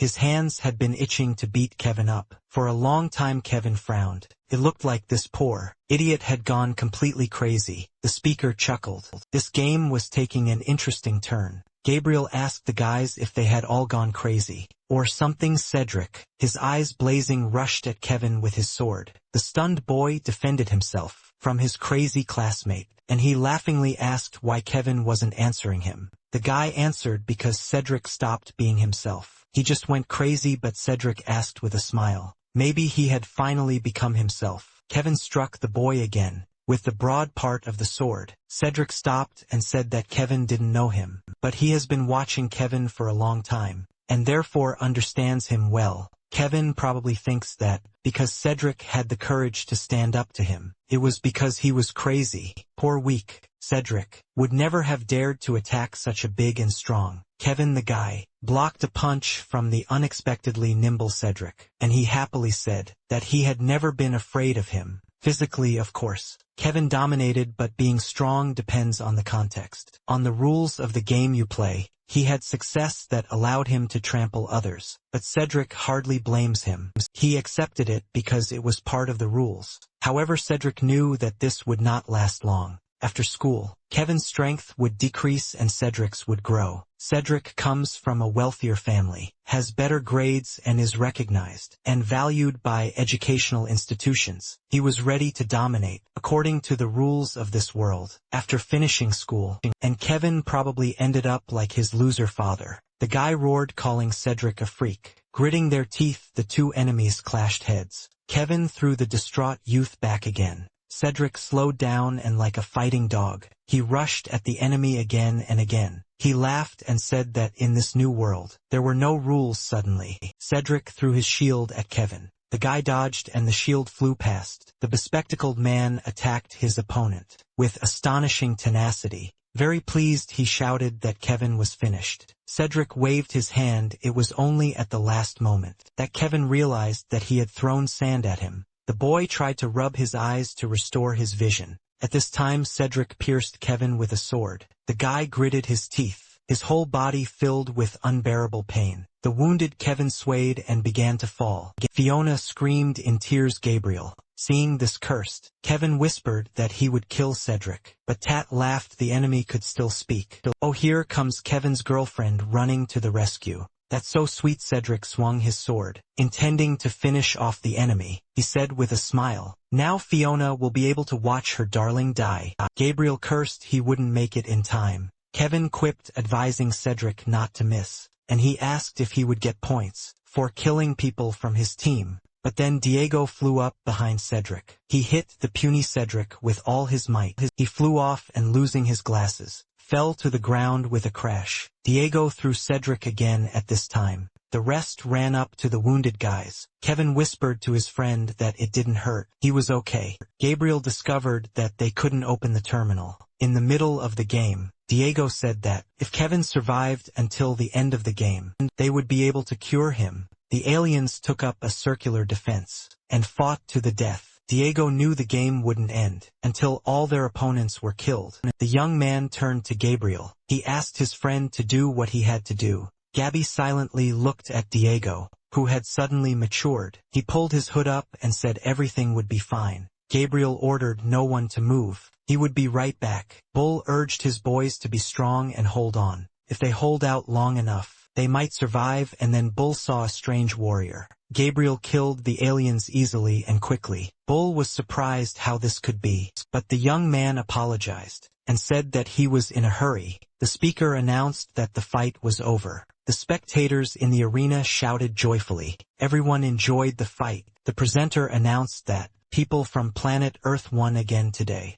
This is their second victory. In the arena, Gabriel sighed with relief. The speaker said that one more victory, and the Earthlings would find themselves in the Major League. Melissa breathed a sigh of relief. Diego frowned. The fight host said they were all looking forward to what the future holds. The gates opened, and medical droids came out onto the field. They placed the wounded Kevin in a capsule and sent him to the medical center. The same was done with Cedric. The speaker suggested, looking at how many points the fighters earned. Gabriel came in first place and Cedric came in second. This time the boys followed the droids. As they left the arena, Melissa looked at Gabriel carefully. The girl remained silent, embarrassed. At the exit, Gabriel was met by Callaghan. He asked the little one how he was doing. He missed the game but saw the results. Gabby replied that he was fine. What the sour faces of Callahan's friends were about. The guys were fighting with a group that had just been selected. Callahan said he understood everything. The Earthlings were able to score points quite easily. They started off slow, but it all ended quickly. Gabriel has the best result again. Callahan laughed. That's all that matters to Gabby. He patted the young man on the back and said that he liked him. Gabriel agreed. The young man answered in the affirmative. And as for the rest, the man asked if they were refusing. Gabby wasn't sure he wanted to continue with them any further. His classmates are weak and emotional. They are too attached to their morals and pride. They are either too predictable or too unpredictable. Gabriel can't figure them out, and it's very tiring. The young man decided that he would be better off alone. As before, Callahan looked at the guy, carefully putting his hand on his shoulder. He said that he didn't know what was happening to him, but Callahan knew for sure that, in this crazy world, there was a team, friends, brothers in arms. It was a blessing. He's seen others isolate themselves to make things easier, sometimes making them stronger. But along the way they become assholes. Gabriel listened to his future sponsor in surprise. Callahan smiled. No need to be an asshole. Having said goodbye to the young man, the man headed in the other direction. Callahan made a date with someone. While talking on the phone, he was chatting casually, when he suddenly saw an old acquaintance. He greeted Callahan cheerfully. After finishing the phone conversation, the man greeted Thorn. He asked what the Great One was doing on the lower floors. Thorn laughed. He came to register his new champion. His name is Clickquote. Callahan was surprised that Thorn himself was signing up his guys. Thorn heard that Callahan had lost another champion, but at least business was recovering. Callahan smiled. Well, he backed the wrong horse, but he plans to return with a promising newcomer. Thorn asked if this was Gabriel White. This young Earthling demonstrated excellent skills. His name even surfaced in high circles. Collision cursed he was too calm. This freak would want to get ahead of him in this, Thorn said. He had considered approaching the young man himself. Curses swirled in Callaghan's head. And then Thorn said that he already had a full team, so it was a shame. Clicko said he saw a man in the ghetto and would like to fight him. Thorn asked what Callaghan was doing here, if he was here to see her. Callaghan spread his hands. Nothing escapes Thorn. Callaghan's interlocutor fell silent. Having already taken a few steps, Thorn told Callaghan to give her his regards. Callaghan asked why he didn't tell her himself. Thorn remained significantly silent. Callahan realized that Thorn still didn't have the courage to do it. Thorns said that they would see each other soon. The man replied, "See you soon." Callahan went out into a cozy park. He stopped and looked up sadly. In front of him stood a golden monument to the indomitable Queen Hilda, and Callahan greeted his beloved. The Earthlings returned to their living quarters. After the battle, the fighters drank alien beer to each other's health. Music was playing and tipsy teenagers were dancing. Diego emptied mug after mug. When he emptied his mug again, Melissa carefully asked if Diego should stop. They don't know how this alien beer works, but Diego stubbornly demanded another one from the terminal. At that very second, the drink in the mug began to sparkle. The girl turned to Gabriel, but he said that Diego should do what he wanted. He was already a big boy. The young man slammed his heavy fist on the table and shouted as if he was doing what he wanted. Diego lifted his mug of beer with shaking hands. Gabriel also took a sip of beer. A frustrated Melissa watched her friends. After this fight, everyone's hearts were heavy. Finally, Melissa stood up and silently walked to her room. Gabriel couldn't understand how Cedric had changed so much in such a short time yesterday. No one wanted to talk to him, and he crept along the walls. What could have caused such a change, and why only now? Maddie and Fiona sat quietly at a table. Away from everyone else, Fiona was incredibly angry. This jerk was having fun, and Kevin still hadn't returned. She wanted to kill Cedric right now. Suddenly they heard Kevin's voice. He noticed that they were having a party there. The guy hoped they weren't celebrating his death.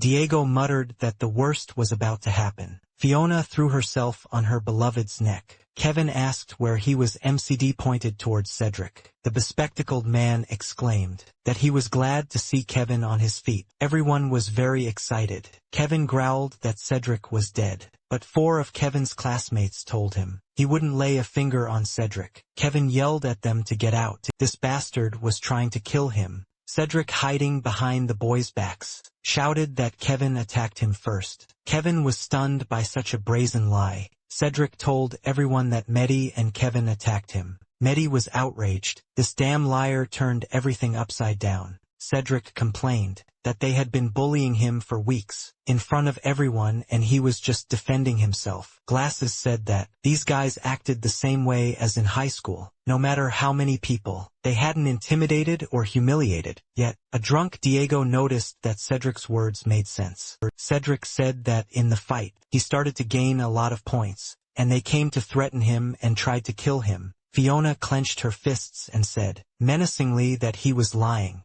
Kevin said that was enough, and took out his battle sword. He yelled at the boys to get away from Cedric, but his classmates raised their spears, and demanded that Kevin and his friends not move. The guys were ready to kill each other. Fiona suggested leaving it. They would still find a way to get revenge. A pleased Cedric made an obscene gesture at Kevin. Kevin's eyes blazed with anger at the vile schemer. Kevin calmly said that they were leaving. Diego chuckled in disappointment, which meant there wouldn't be any fight. He put the empty mug on the table and looked up. The guy was surprised. Where was Gabby? Drunk Cedric, leaning on the girl, said that he needed to go to the toilet. The toilet was empty. Cedric was happy. What a wonderful night it was. He laughed suddenly. The bespectacled man felt a knife at his throat. Someone quietly warned him not to move. Cedric stuttered and asked Gabriel who he was, but Gabriel told him to shut up. He asked Cedric probably thinks he's smart, because he fooled all the idiots. But he's not smart, but he's the most dangerous one here. Gabby didn't know what Cedric was planning, but he warned him that if he didn't like it, he would kill him without him even noticing. Gabriel asked if that was clear. Cedric replied that he understood. The young man hit the bespectacled man with a urinal he had just used. Cedric's companion looked into the toilet and asked why it was taking so long. The girl saw that the guy was sitting on the toilet floor. With his head down, he whispered through his teeth that he would definitely finish off Gabriel. Gabby returned to his room. He took off his clothes, getting ready to sleep. The young man sighed heavily. Today had been a hard day. Suddenly someone knocked on the door of his room. Gabriel took the knife. Could it be Cedric? He seemed to have made it clear. The young man opened the door and was very surprised. Melissa was standing at the threshold. Gabby asked what was going on. The girl gently took the young man. and pulled him towards her. Tears rolled down her eyes as she pressed her lips to his. Gabriel himself didn't understand how they ended up in bed. He was a little puzzled. It was interesting. Suddenly the girl got out of bed. She got dressed silently. Gabriel asked her if everything was okay, but Melissa apologized for some reason. Gabriel looked after Melissa puzzled, and she quickly ran to her room. The young man asked what had just happened, and the devil behind his shoulder replied, "I have no idea." Kevin took out his battle sword from storage, just in case. Sleepy Fiona asked him if he was already awake, but the guy replied that he couldn't sleep. Given what happened yesterday, Kevin assumed that Cedric and his henchmen might attack. While they were sleeping, they would be dead if it weren't for Kevin and his friends. Kevin said the rules had changed, and if he had stayed on the field a little longer, he would have died. Fiona asked what was bothering him. So, the guy began to understand what was happening to them, and it scared him. This planet, this arena, all of it drove Cedric and the others crazy, and it looks like it's starting to drive him, Kevin, crazy too. The guy fell to his knees. He wants to survive and for them to return home, but most likely they would die here, and Kevin felt powerless from the knowledge of this. Fiona took his hands. If they were destined to die, then so be it, such was fate. On the other hand, they can choose their path in life. If in order to survive they have to kill, they will do it. If they need to walk the steps of this world, they will do so without any hesitation. The only thing that matters is that they are together. Kevin quietly said that he loved Fiona, and she replied that she loved him too. They merged into a long and tender kiss. Only Diego, who had gotten drunk, remained in the common room. He fell asleep right on the table, and his booming snores echoed throughout the entire hall. Someone was quietly creeping up the stairs. Several teenagers headed to the sleeping area of the compartment. Gabriel slept peacefully in his room. Suddenly he felt someone grab his hands. The young man was dragged out of bed and thrown onto the floor. Gabby looked at the uninvited guests. Cedric and his new friends were in the room. Gabriel asked what the hell they were doing there. The guy immediately punched Gabby in the face. The young man cursed to himself. What was wrong with them all? They struck Gabriel with blow after blow. With fists and feet, Cedric stopped them, saying enough. He commanded them to lift Gabriel. The boys lifted up their beaten classmate. Cedric told Gabby that he had come to finish their conversation. From yesterday, the young man laughed. What a conversation! Cedric was mostly crying. The enraged, bespectacled man punched Gabriel in the face. Cedric recalled that Gabby had threatened him, saying that he would kill him, and he wouldn't even notice, kicking the young man in the chest. Cedric added that he didn't notice the freak, and said that, even if he was stronger and smarter than them, there was one thing he had forgotten. Gabriel is on his own. Cedric muttered that from now on, Gabby would keep quiet and do as he was told. Otherwise they would take good care of him. The boys were already heading for the exit. When they heard laughter, Cedric turned around confused. Bloodied, Gabriel laughed. Cedric asked if he was completely crazy, and why he was laughing. Gabby spat out the blood that had accumulated in his mouth. The boy found it funny to see Cedric walking around with a bunch of clowns, and thinking that was enough to scare him. One of Cedric's companions asked if perhaps he needed more punches. Gabby asked if they knew what separated people like them from people like him. He looked at the puzzled faces of his classmates and laughed. Walking up to the door, Gabriel pressed the panel, stopping at the threshold. Gabby said the answer was quite simple. One of the boys asked what Gabriel was doing. Suddenly the young man threw a ball to Cedric. He caught it and asked what it was, and then he saw the clock mechanism. Cedric cursed and threw the ball, realizing it was a bomb, and Gabriel said, "The difference is that he loves this planet." Cedric and his companions panicked and tried to escape the bomb. The clock mechanism showed 0 minutes, 0 seconds. There was a deafening explosion.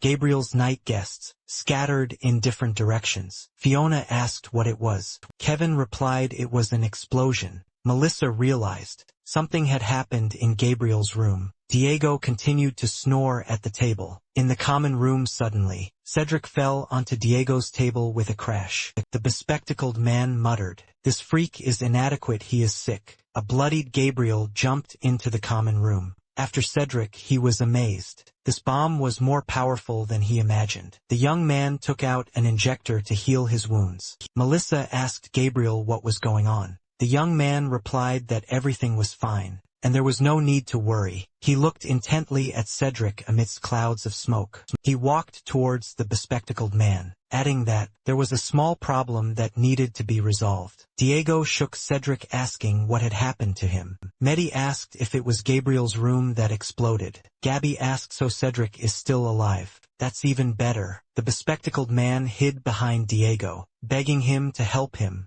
because Gabriel wanted to kill him. Melissa quickly went down to the common room. Asking what was going on, Gabby replied that it was okay. He and Cedric just needed to finish their conversation. Cedric grabbed Diego, saying that Gabby was crazy, and that he was going to kill him. Gabriel jumped onto the table, where Diego had just been sitting. A frightened Cedric recoiled. Diego put his hand on his friend's shoulder, and asked Gabby not to do it. The young man looked at Diego, and quietly told him to let him go right now. Diego recognized that look. He had seen it in the arena. The young man silently removed his hand from Gabriel's shoulder. Cedric took advantage of the pause, and jumped out the window. He landed on the street knowing he had to run. Gabriel threw a knife after him. The cold weapon sank into Cedric's shin. The bespectacled man groaned and fell to the ground. Gabriel soon caught up with him. Cedric, crawling away, shouted for him not to come near him, but the young man silently and slowly approached the enemy. Cedric called the terminal.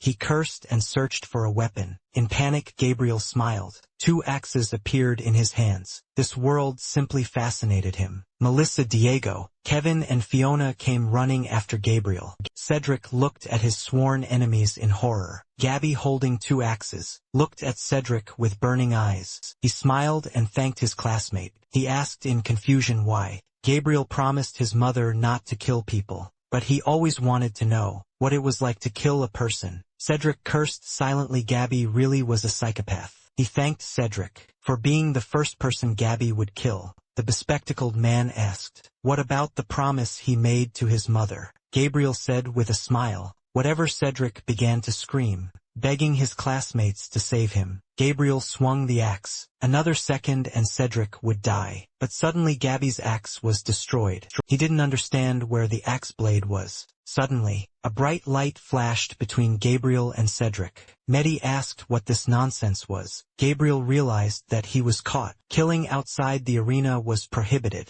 and demanded that this unauthorized fight be stopped. Immediately the people were surrounded by battle droids, and ordered to lay down their weapons, and return to their compartment. Diego realized that Gabriel was in trouble. The young man raised his hands, and said that he surrendered. The Inquisitor told the soldiers to prepare for the verdict. Gabriel White is sentenced to a fine of 2,000 points for attempting to deprive the entities of their precious offering. In addition, the Inquisition confiscated all his belongings. The young man was in shock. The Inquisitor added that the man had received a warning and would be destroyed. On the third occasion, Gabriel asked why he was the only one being punished. Cedric attacked him first. The judge explained that fighting was not prohibited. If White did not want to kill him, there was no need to emit such a murderous aura. The Inquisitor flew away, shouting for the people to return to their homes. Gabby snorted, saying that Cedric was damn lucky.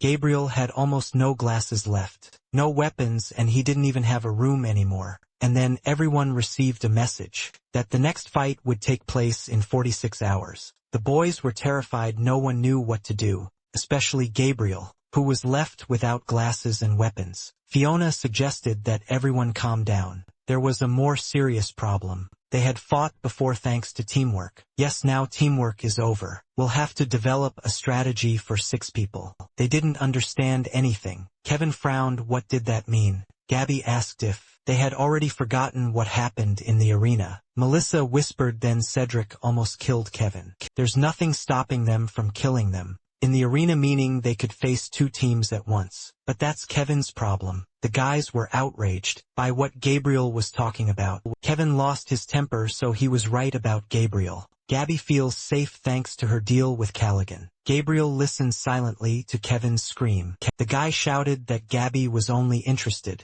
in her own survival. Diego objected to Kevin, saying that he was talking nonsense. But Kevin didn't believe in Gabriel's good intentions. Diego no longer knew what to say to his classmate. Kevin insisted that all this time, Gabby was only protecting his own interests and didn't care about anyone else. Melissa remembered how Gabby saved her. The image of him rushing out of the window after her appeared before her eyes. The girl remembered their strange night of love. She didn't believe that such a person could think only about himself. Gabriel asked Kevin if he was finished. The young man confirmed that yes. For him, his own survival was above all else. But wasn't it the same for Kevin? Wasn't it the same for everyone else? Of course, Gabby's plan was aimed at ensuring her own safety, but initially it was beneficial to everyone. But Kevin ruined everything. He continued to act like the school's biggest bully and humiliate Cedric, but they weren't at school, and they weren't kids anymore. What really pisses Kevin off is that Gabby has become the leader of the group,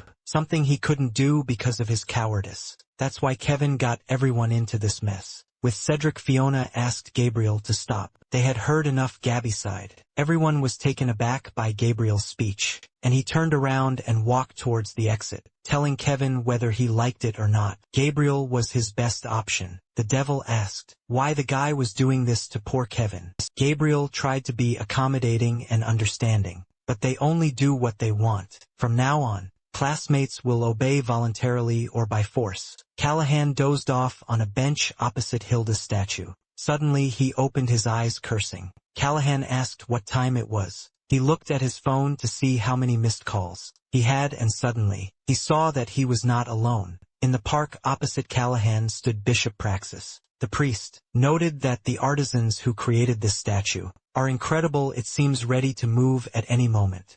How much time had passed since the bishop and Callaghan had seen each other. Callaghan wondered if it was 20 or 30 years. Praxis lived for many millennia, and yet these few decades seemed very long to him. It's hard to even imagine how difficult those years without his wife were. For Callaghan, the bishop said that he often recalls that period, the era of the three kings, the era of miracles. Hilda was a magnificent warrior, powerful, beautiful, ruthless. If Praxis had the power to break the rules and give Callaghan his wife back, he would have done so. Turning around, the old bishop assured them that Arena was eternally grateful to them for their sacrifices as he left. The priest said, "Let the entities guide you." Callaghan looked again at the golden statue of his beloved wife. Hilda seemed to be reproaching him. The former arena champion clenched his fist. He called out to his luminosity Praxis and said that she was approaching. The priest did not understand who was approaching.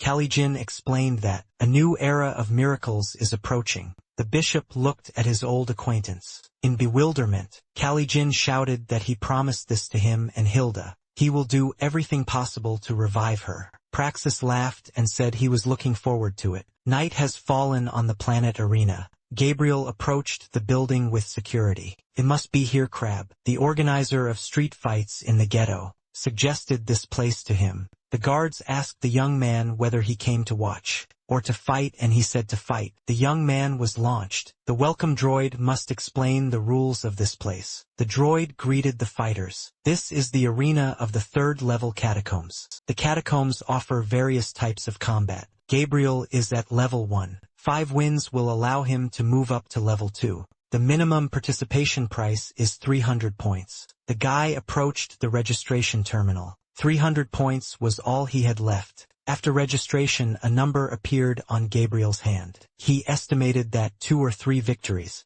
would be enough to buy weapons and medicine. The next fight was announced. Entering the arena, Gabby thought he just needed to avoid getting hit, and then the guy saw his opponent. Gabriel's face lengthened. Opposite him stood a turtle-like multi-armed giant. There was unrest in the Earthlings' living quarters. A battle was about to begin. The droids were already following them, but Gabriel wasn't there yet. Diego was indignant, wondering what the hell he was doing. Melissa asked if anyone knew where he had gone. Mehdi and Kevin reasoned that Gabby could not have escaped. It was impossible here. Suddenly Kevin assumed that Gabriel was dead. Diego flared up. How could one say such things? But Kevin shrugged. They hadn't seen him for more than a day. He just assumed. Fiona suggested focusing on the upcoming fight. The droids appeared and invited the Earthlings to follow them. As the time for their battle was approaching, Diego said that they have one missing person. Gabriel White. He has been missing for more than a day. The droid paused to clarify the information. A few seconds later,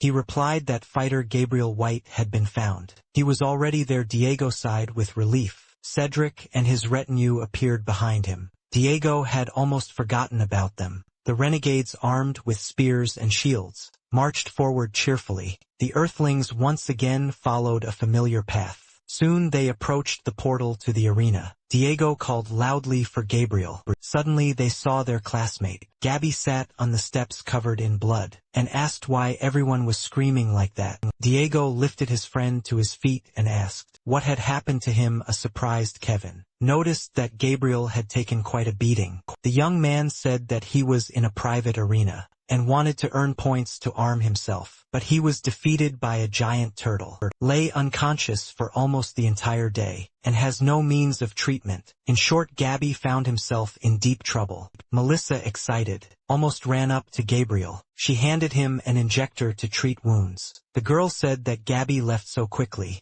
That day Melissa called up the terminal. She had enough points left to buy basic equipment. She immediately handed over the purchased weapon to Gabriel. The young man muttered in confusion that Melissa was saving his life. Gabby was confused. He was sure that Melissa was angry with him after what they did. The girl timidly approached Gabriel and said that he needed to know one thing. She gently stroked the young man's cheek. Melissa said that no matter what happened, no matter who he really was, he was not alone. Gabriel said. The friends watched this scene with their mouths open. Fiona giggled. She had a premonition of this. Cedric came up from behind and said that they needed to talk. Kevin asked what he wanted. To kill them before the fight. Gabriel asked Cedric what he wanted. Cedric said he hated each of them and knew it was mutual, and he wasn't going to apologize. However, if they want to survive, they need each other in this fight. Therefore, for the duration of the battle, he proposes a truce. Cedric extended his hand to Gabriel.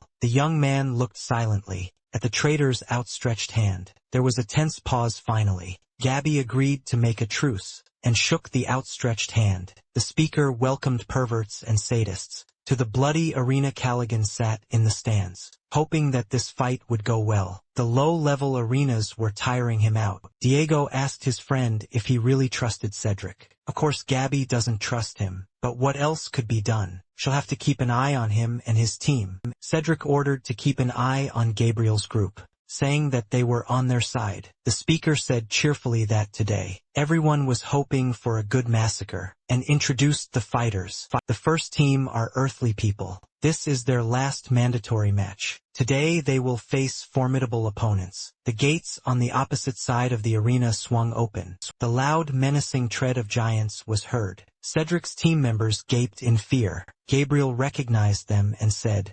"Unfortunately, they were very unlucky. The mutant warriors of the Space Dome, the Jade Titans from the Universe 890, came out against the people." The host asked the audience who they thought would win. Callaghan cursed. He had seen turtle fights. This would be a massacre. The speaker gave the signal to begin the battle. Fiona cursed, but Melissa told her not to focus on the enemy's size, since they had the numbers advantage. The guys discussed what to do and decided that they needed to attack first. Gabriel told Diego that they would need his strength, and asked him not to let them down this time. The friend replied that Gabby could count on him. One of the turtles said that if he confronted one of these people, it would be easier than eating a piece of cake. Kevin rushed at the enemy with a victorious cry. 4 of the strongest fighters rushed towards the mutant turtles. Fiona commanded the others forward, and she and Melissa ran. But Cedric and his friends remained standing. Covered by shields, Melissa told Fiona that the others weren't following them. Fiona turned around and asked what was wrong. One of the turtles took aim at Fiona.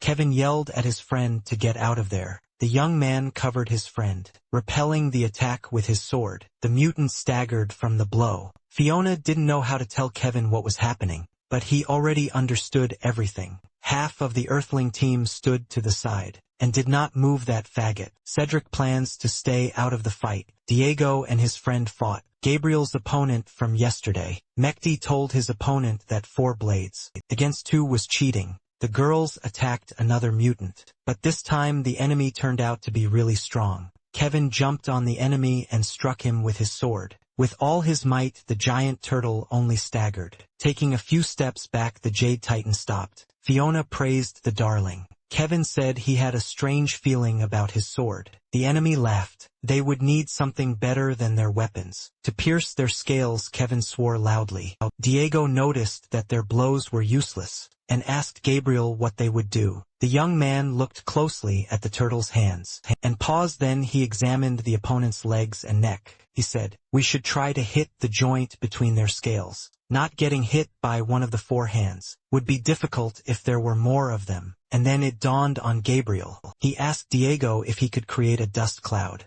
The strong man immediately began to raise dust into the air. He said that there was no point in blinding him if they couldn't do any harm. And then the turtle was confused about where these small fighters had gone. Kevin yelled at the girls to hold on. The mutant's huge pole pounded the people mercilessly. The mutant told Kevin with a grin that he had caught him this time. Gabriel and Diego rushed to help their friends. They jumped on the dumbfounded enemy from behind, who asked in bewilderment where they came from. Gabriel hung on to the turtle's paw and shouted at Melissa to quickly hit him in the neck joint. The mutant realized what they were up to and shouted no. The girl with a spear ran towards the mutant as fast as she could. She pushed off the ground as easily as a ball and flew up a couple of seconds, and Melissa's spear was pierced by the turtle's neck. Kevin watched with bated breath as he saw what happened. Fiona watched her comrade in arms without looking away.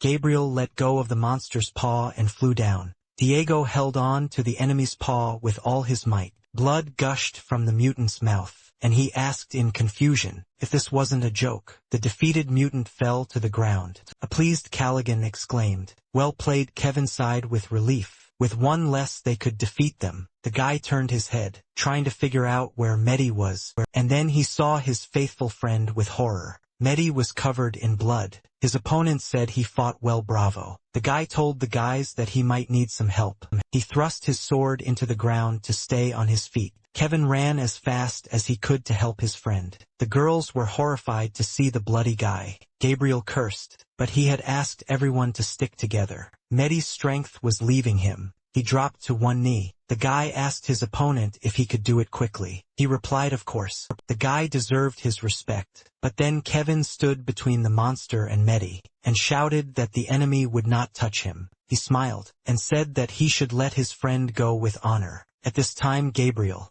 Diego, and Melissa simultaneously attacked Mehdi's opponent. Gabriel shouted at Kevin to take Mehdi away from here. The confused mutant was unable to respond to the attacks of the nimble people. Kevin reassured his friend, saying that everything would be fine. They would cure him. The boy answered in a weak voice that he needed to rest. The next second his black eyes closed. A terrified Fiona asked if he was dead. Kevin replied Mehdi is still alive. They must quickly finish this fight. The young man clenched his teeth and growled. Suddenly he shouted to his classmate, who was standing to the side, "Why are they just standing there doing nothing? They are going to watch them die one by one." Kevin asked why they, the freaks, were doing this. Cedric quietly said that they were not moving. And then Cedric's group was noticed by mutants. They decided that those people were ignoring them because of complete disrespect. Cedric's terrified supporters suddenly saw the monsters coming towards them.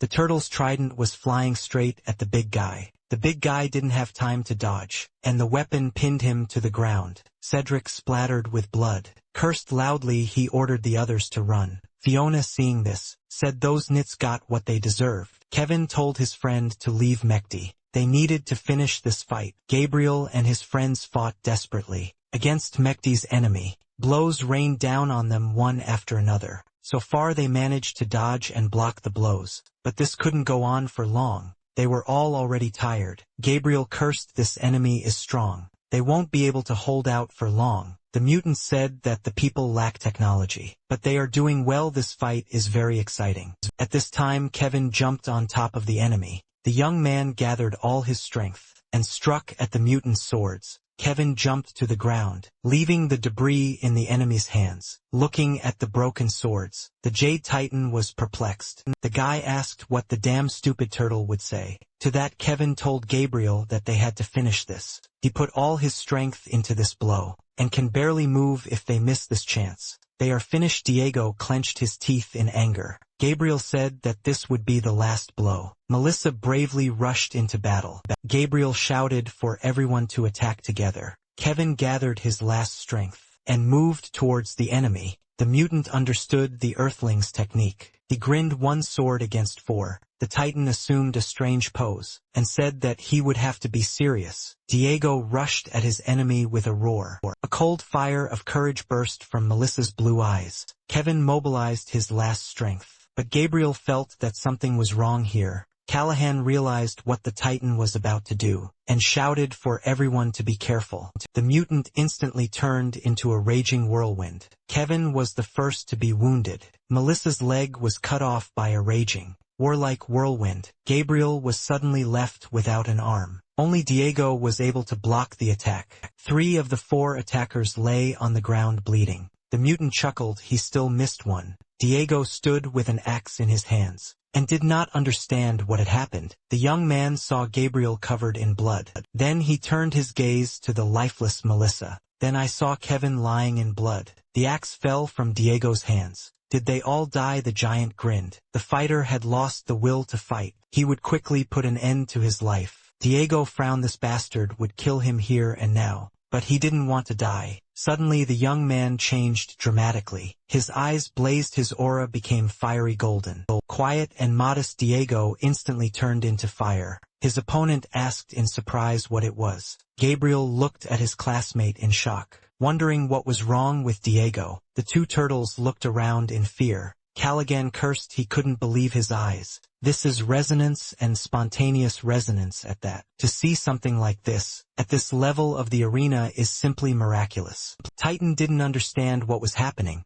but he was sure that it didn't change anything, and swung the honey at the guy. The next second the mutant screamed in unbearable pain. Diego pierced the Jade Titan's body with his bare hands. As he died, the turtle warrior looked at the hole in his body. In bewilderment, the speaker watched the fight with interest. It was an unexpected turn of events. Diego growled menacingly throughout the arena. The spectators became quiet. They talked among themselves, asking what was wrong with the man. But soon the entities began to shout, in approval, applauding Diego. Gabriel tied a tourniquet around his arm, unable to understand what was happening to his friend. Fiona looked around and called out to Kevin. Gabby called out to Diego, but he didn't hear him. The young man realized that his friends seemed to be in a trance. The 2 remaining mutants looked in surprise at the unarmed enemy who was walking towards Nick. Diego growled loudly and ran towards his enemies. At this time,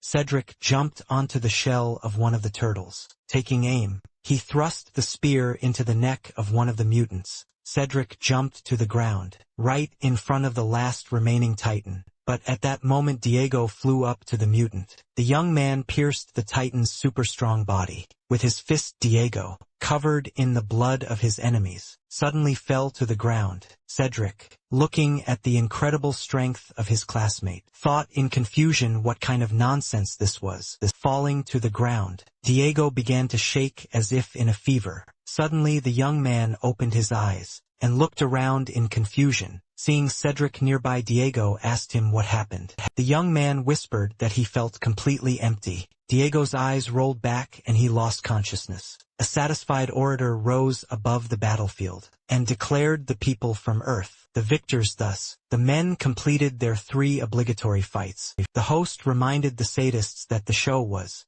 high quality and urged them to give the fighters some points. Medical droids entered the field. The speaker showed the results of the fight. Diego was in first place, Gabriel in second. The people and the droids left the arena. The guys waited in the corridor for the seriously wounded to be treated. Gabriel looked at his restored hand. The level of technology in this world was simply incredible. Diego asked his friend if the others would be okay. They were in such a terrible state. The guy felt guilty. Fiona said that Cedric should feel guilty. If their bunch of cowards had fought as agreed, they wouldn't be here. Fiona was glad that the dead were only in Cedric's group. But then the doors to the medical bay opened. Kevin, Mehdi, and Melissa emerged healthy. Fiona threw herself on Kevin's neck and overjoyed. Diego grabbed Melissa, asking how she was feeling. Gabriel was also glad that Melissa was okay. The girl was a little embarrassed and asked what next. Gabby said that according to Callaghan, they will bring him to the trading hall. There the guys should be introduced to the buyers. These could be townspeople looking for new slaves, or sponsors recruiting fighters. Callaghan was already in the trading room, and the presenter asked if they had a representative. Gabriel raised his hand and the host asked who wanted to leave the arena and join the citizens' service. Gabby replied that they all wanted to fight in the arena again. The host banged the gavel and invited sponsors to place their bets. Participants began bidding for Diego. Callaghan cursed. It was clear that after what had happened, there would be proposals. He raised his hand and said he would take the whole team for 150,000 points. The small shoppers began to buzz excitedly. 150,000 was too much. Callaghan was pleased. These clowns fell silent, and suddenly, an offer of 250,000 for the entire team was made. Thorne appeared in the trading room. Callaghan cursed. He should have known he would come. Gabriel froze. He didn't know who this new customer was. The auctioneer announced that there was an offer of 250,000 for the entire lot. One of the customers recognized Thorne. No one understood what a man of his stature was doing there. Callaghan looked sullenly at his former comrade in arms. A slight mocking smile played across Thorne's face. Diego whispered to Gabby what they were going to do, but the young man told his friend to relax. By law, fighters have the right to choose sponsors. Callaghan apparently didn't expect that someone could raise the stakes so much and ruin his plans. Thorne's offer seemed very generous, but Gabby had no intention of joining him. Gabriel didn't know how to explain the team's choice to the auctioneer. All the customers were shocked. They decided that the man had gone crazy. The young man was confused about what he was doing. Thorne chuckled and said that he really enjoyed auctions. He said it was too high a price, and he was leaving the game. Gabriel sighed with relief. Well done, Callaghan. But Callaghan cursed silently. That bastard Thorne had provoked him, and he had fallen for it. The auctioneer declared this lot sold.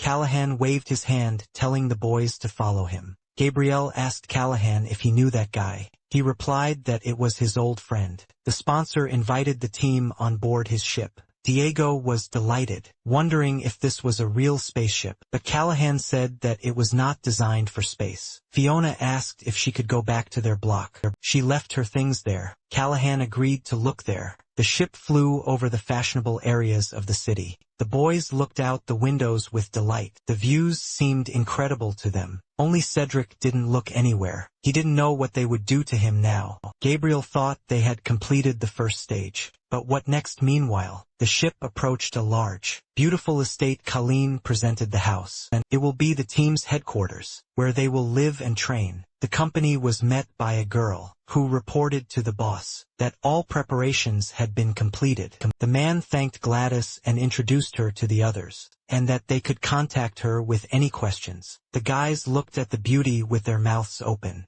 It seemed that there weren't only disgusting creatures on this planet. Fiona frowned, and Kevin hastened to say that Gladys was not his type. The boys' rooms are upstairs. They can choose any. They will meet for dinner in 2 hours. Gabby was pleasantly surprised when he opened the door to the room. It's less austere here than the previous home, and there's even a bathroom. Diego dropped by and was absolutely delighted with the luxurious rooms. But Gabby reminded them that they were not on vacation. Technically, they were still prisoners. 2 hours later, they all descended into the luxurious dining room. Raising his mug, Callaghan greeted the newcomers. Together they would write the most beautiful pages of arena history. Kevin asked who the sponsor of theirs was. He didn't expect such an atmosphere. Diego praised the food, and Melissa worriedly asked where Gabriel was. Cedric couldn't eat. He had a bad feeling. Callaghan greeted Gabriel, the captain of the new team who entered. Those present greeted him warmly. Fiona asked what was on Gabby's face,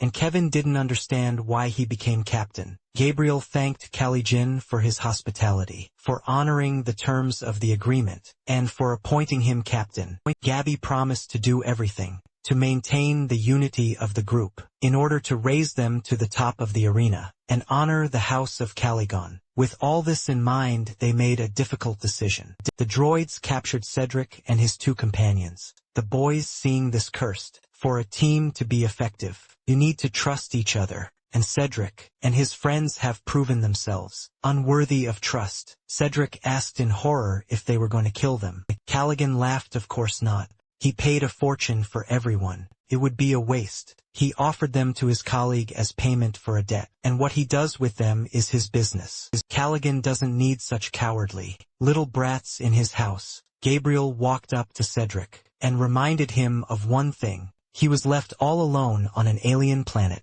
Cedric began to wail, begging for mercy. He shouted to Gabriel that he was sorry for everything. Cedric humbly asked for forgiveness and help. Soon the screams died down, and the future slaves were taken away. Matey glanced sideways at the surprisingly calm Gabriel, and he asked the guys not to make such a face. It was a party after all. The next day, Callahan invited everyone to the training arena. He introduced Loho, who would now be their coach. The boys will train every day, in anticipation of their first fight as a team. Kevin asked when the fight would be, and if it would come as a surprise to them. LHO demanded silence. They will speak when they are given the floor. Callahan reassured them that the first battle would take place when Lohu and he agreed that they were ready. Gladys added that they needed to find a team name and do marketing, which would also take time. We also need to take care of the fighter's appearance. It's hard to make champions out of such unkempt people. Fiona was offended. She was the one who was unkempt. Caligin agreed that they looked bad, but for now he would leave them with LHO. They would meet in the evening. As he left, Callahan asked LHO not to offend the fighters. On the first day, the owner of the house and Gladys headed for the exit. The test is very simple in the blink of an eye. The coach was next to the fighters. His fist landed right in front of Gabriel's nose. The young man was confused. He didn't even see Loco approaching. Everyone turned to the coach, and he said that today they will fight. He told the fighters to take out their weapons and attack him. Diego asked if we were talking about real weapons. Yes, they should get real weapons and attack him all at once, and it would be better to fight seriously. Gabriel took out the sword and shield that Melissa had recently bought him. Covering himself with a shield, he prepared for battle. Kevin pulled out his favorite broadsword. Mehdi took a thin oriental saber in both hands. Fiona, as always, had a shield and spear. Melissa and Diego also took out their combat weapons. Lohu asked what they were waiting for. Kevin and Mehdi were the first to attack, without realizing that his weapon made him vulnerable to close-range counterattacks. To illustrate, Lo hit the guy on the nose with a stick. Kevin dropped his sword and flew to the side.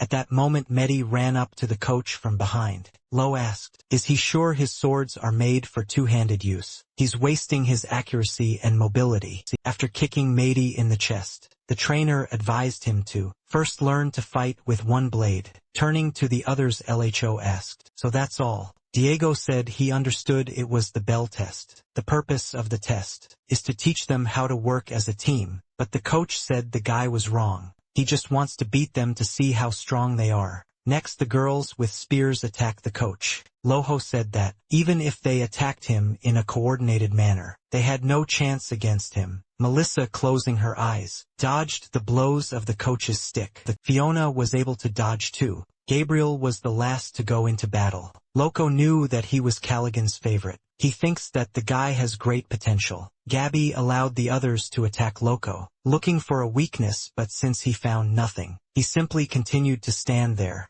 The coach said that Gabby was very smart, and rushed in to attack himself. The young man knew he had no chance against this guy. Gabriel retreated cautiously, parrying the blows. LHOH was surprised. It seems he has more experience than the others, but the guy has one drawback. He thinks too much. Gabriel asked how it was. The coach explained that fighting is strategy and technique, of course, but it is also instinct. This desire sits deep inside. The desire for violence, fighting, and power. This is what Caligan felt in Gabriel. The fire calling for battle and blood. Loho feels it too, but for some reason Gabriel hides it. The coach asked the young man what was holding him back. Immediately a delighted devil appeared behind the guy. This guy seems to see right through Gabby as she sits. The young man turned to the horned inner demon. In confusion, Lojo said he wanted to meet the real Gabriel, to see his true face. Two wide cleavers appeared in the trainer's hands. He said that, if Gabby didn't show her true colors right now, he would hurt him. The young man looked at his new mentor in confusion.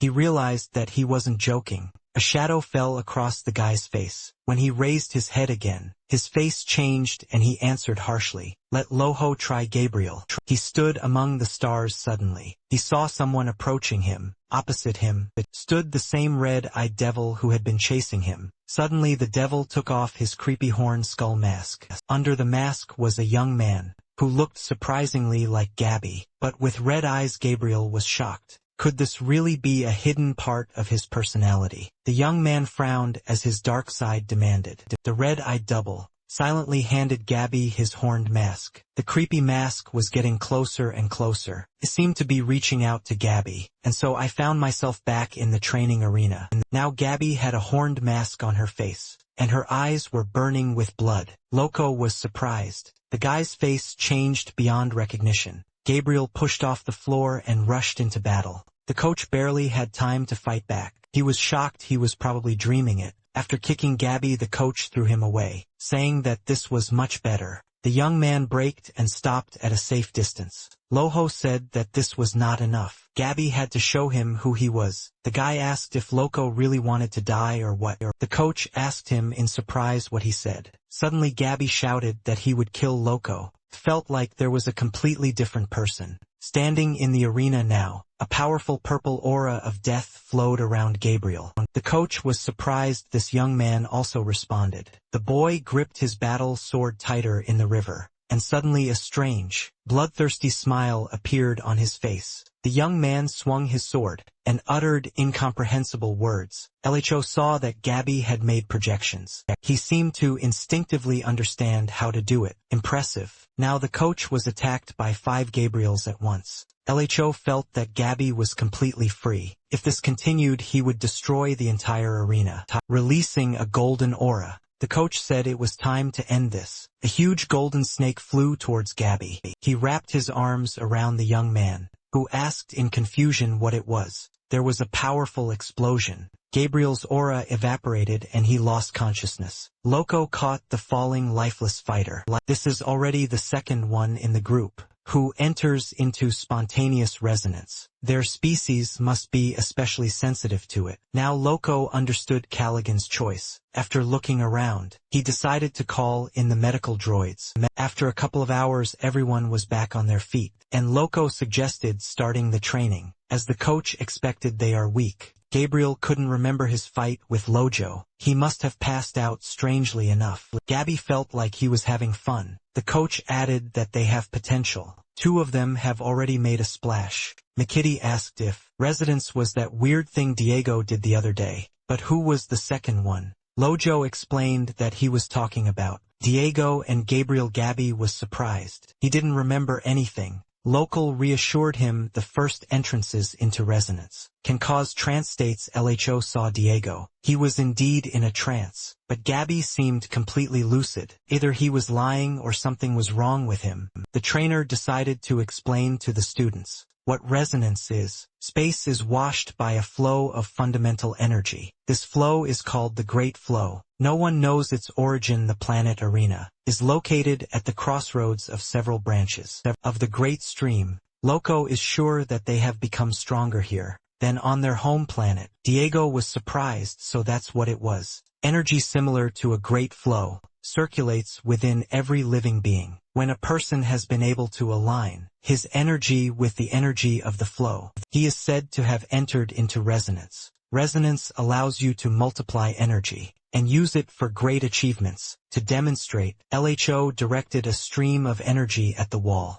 There was a deafening explosion. The boys were shocked by such terrifying power. The coach said that he would teach them how to resonate, and if they mastered this, they would easily rise in the C-League rankings. LHO asked if they were capable of this. Melissa focused and followed everything the coach said. Step by step, the girl was confident that she would succeed. Suddenly a blue glow appeared around her body. Her to concentrate and hold on like this for a little while longer. Melissa tried, but this condition is so strange. Suddenly she felt very exhausted. The coach reassured her that they would gain endurance over time, and it was great that they were all able to resonate in just one day. It was the first time Loco had seen such an amazing sensitivity to resonance. He asked the students what planet they were from. The boys were fascinated by the strange glow around their bodies. Each had its own color. Diego said that they were from planet Earth. Lojo had never heard of such a thing. He asked what universe it was in. Diego was confused. Earthlings do not know about other forms of intelligent life and do not travel through universes.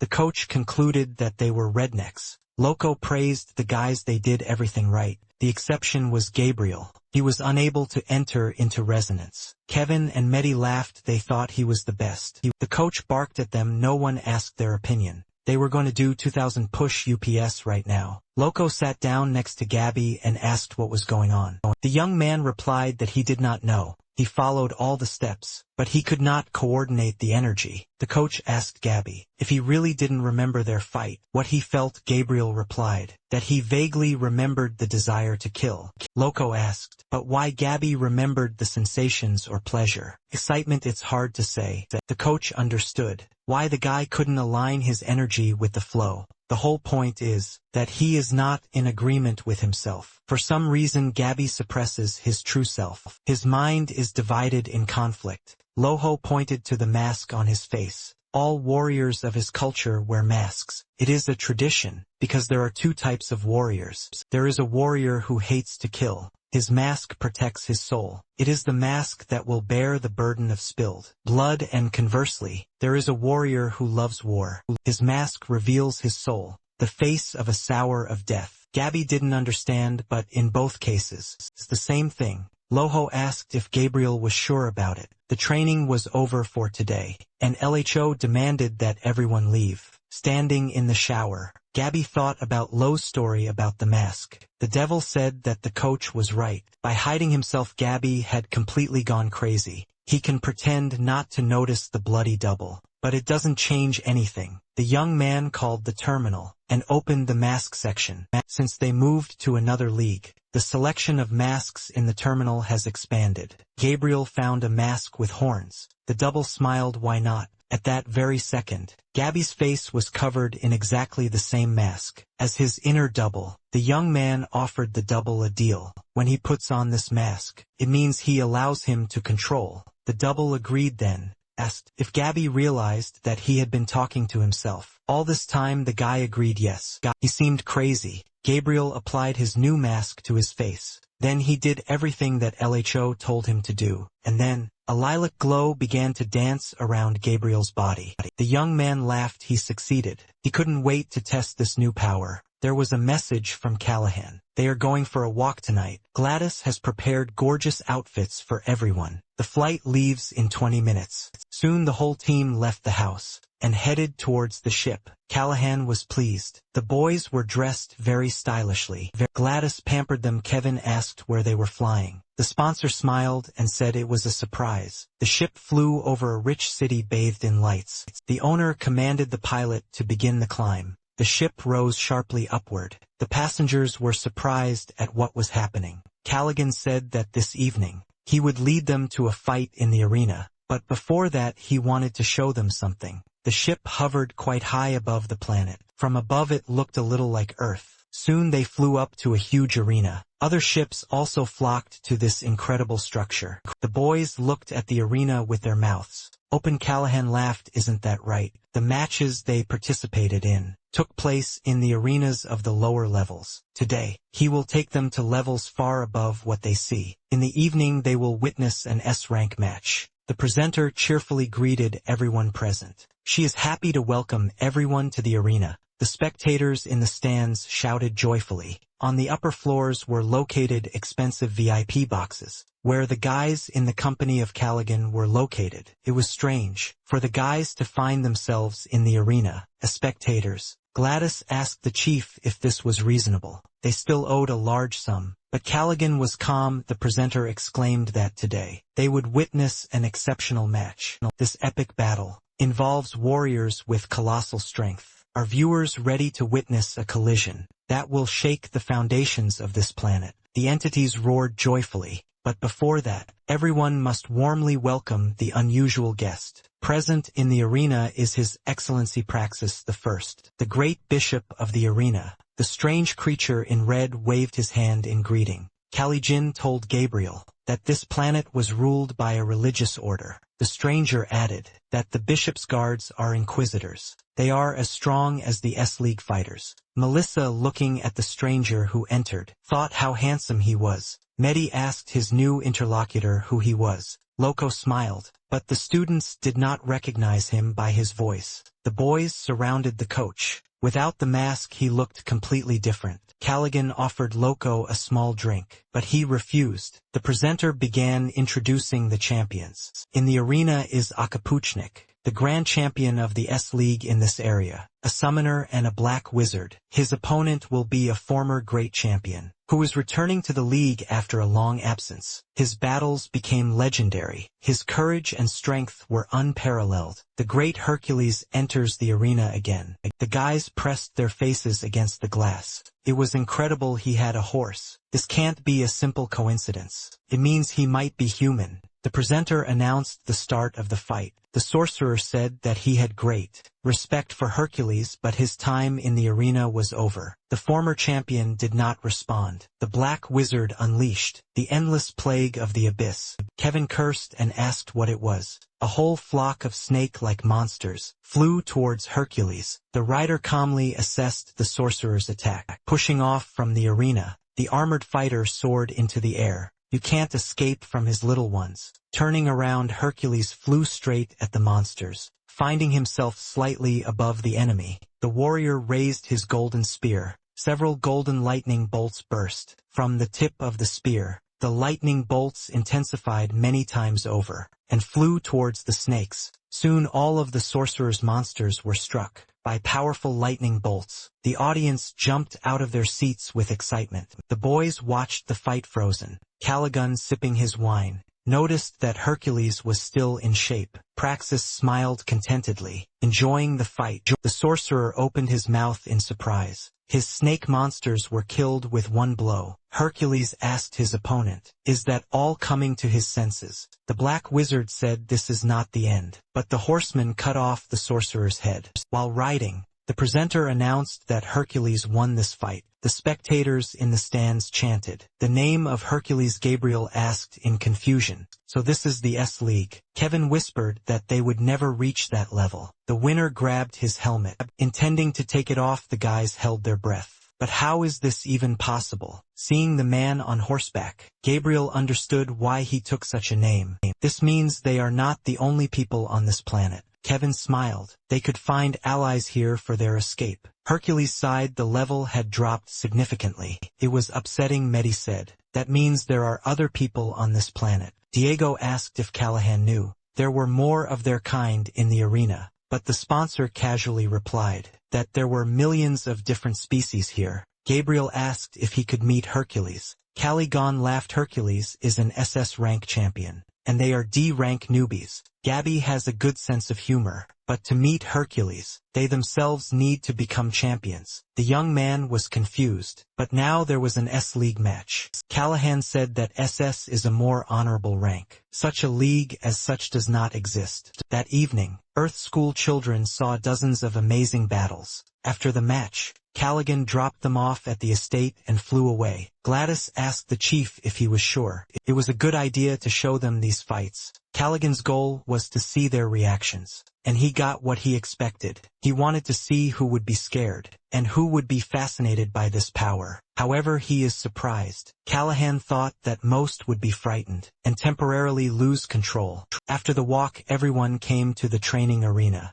The boys sat quietly, and only Kevin desperately pounded the punching bag. What they saw in the arena made them all think. Callaghan assumed that only Gabby would be strong enough to withstand the spectacle. But he was wrong. The old sponsor thought he knew how to evaluate people. Remembering the guys, Callaghan laughed. This team is very promising. Kevin cursed and hit the exercise machine with all his might. Gabriel asked Kevin he had already calmed down. After seeing the fights, he was sure they would never reach that level. The team captain suggested that Kevin stop shouting and think. Diego supported Gabby. Hercules was human like all of them. Melissa added that if he could reach such a level, then they could too. Mehdi and Fiona looked up with interest. This simple idea began to dawn on Kevin too. Gabby concluded that it was necessary to train and study resonance, and that there was no reason to panic. Kevin chuckled, but Gabby didn't have resonance. Gabriel smiled. Kevin was sure of it. The captain put on his mask, and a glow began to flow around him. Everyone looked at Gabriel in surprise.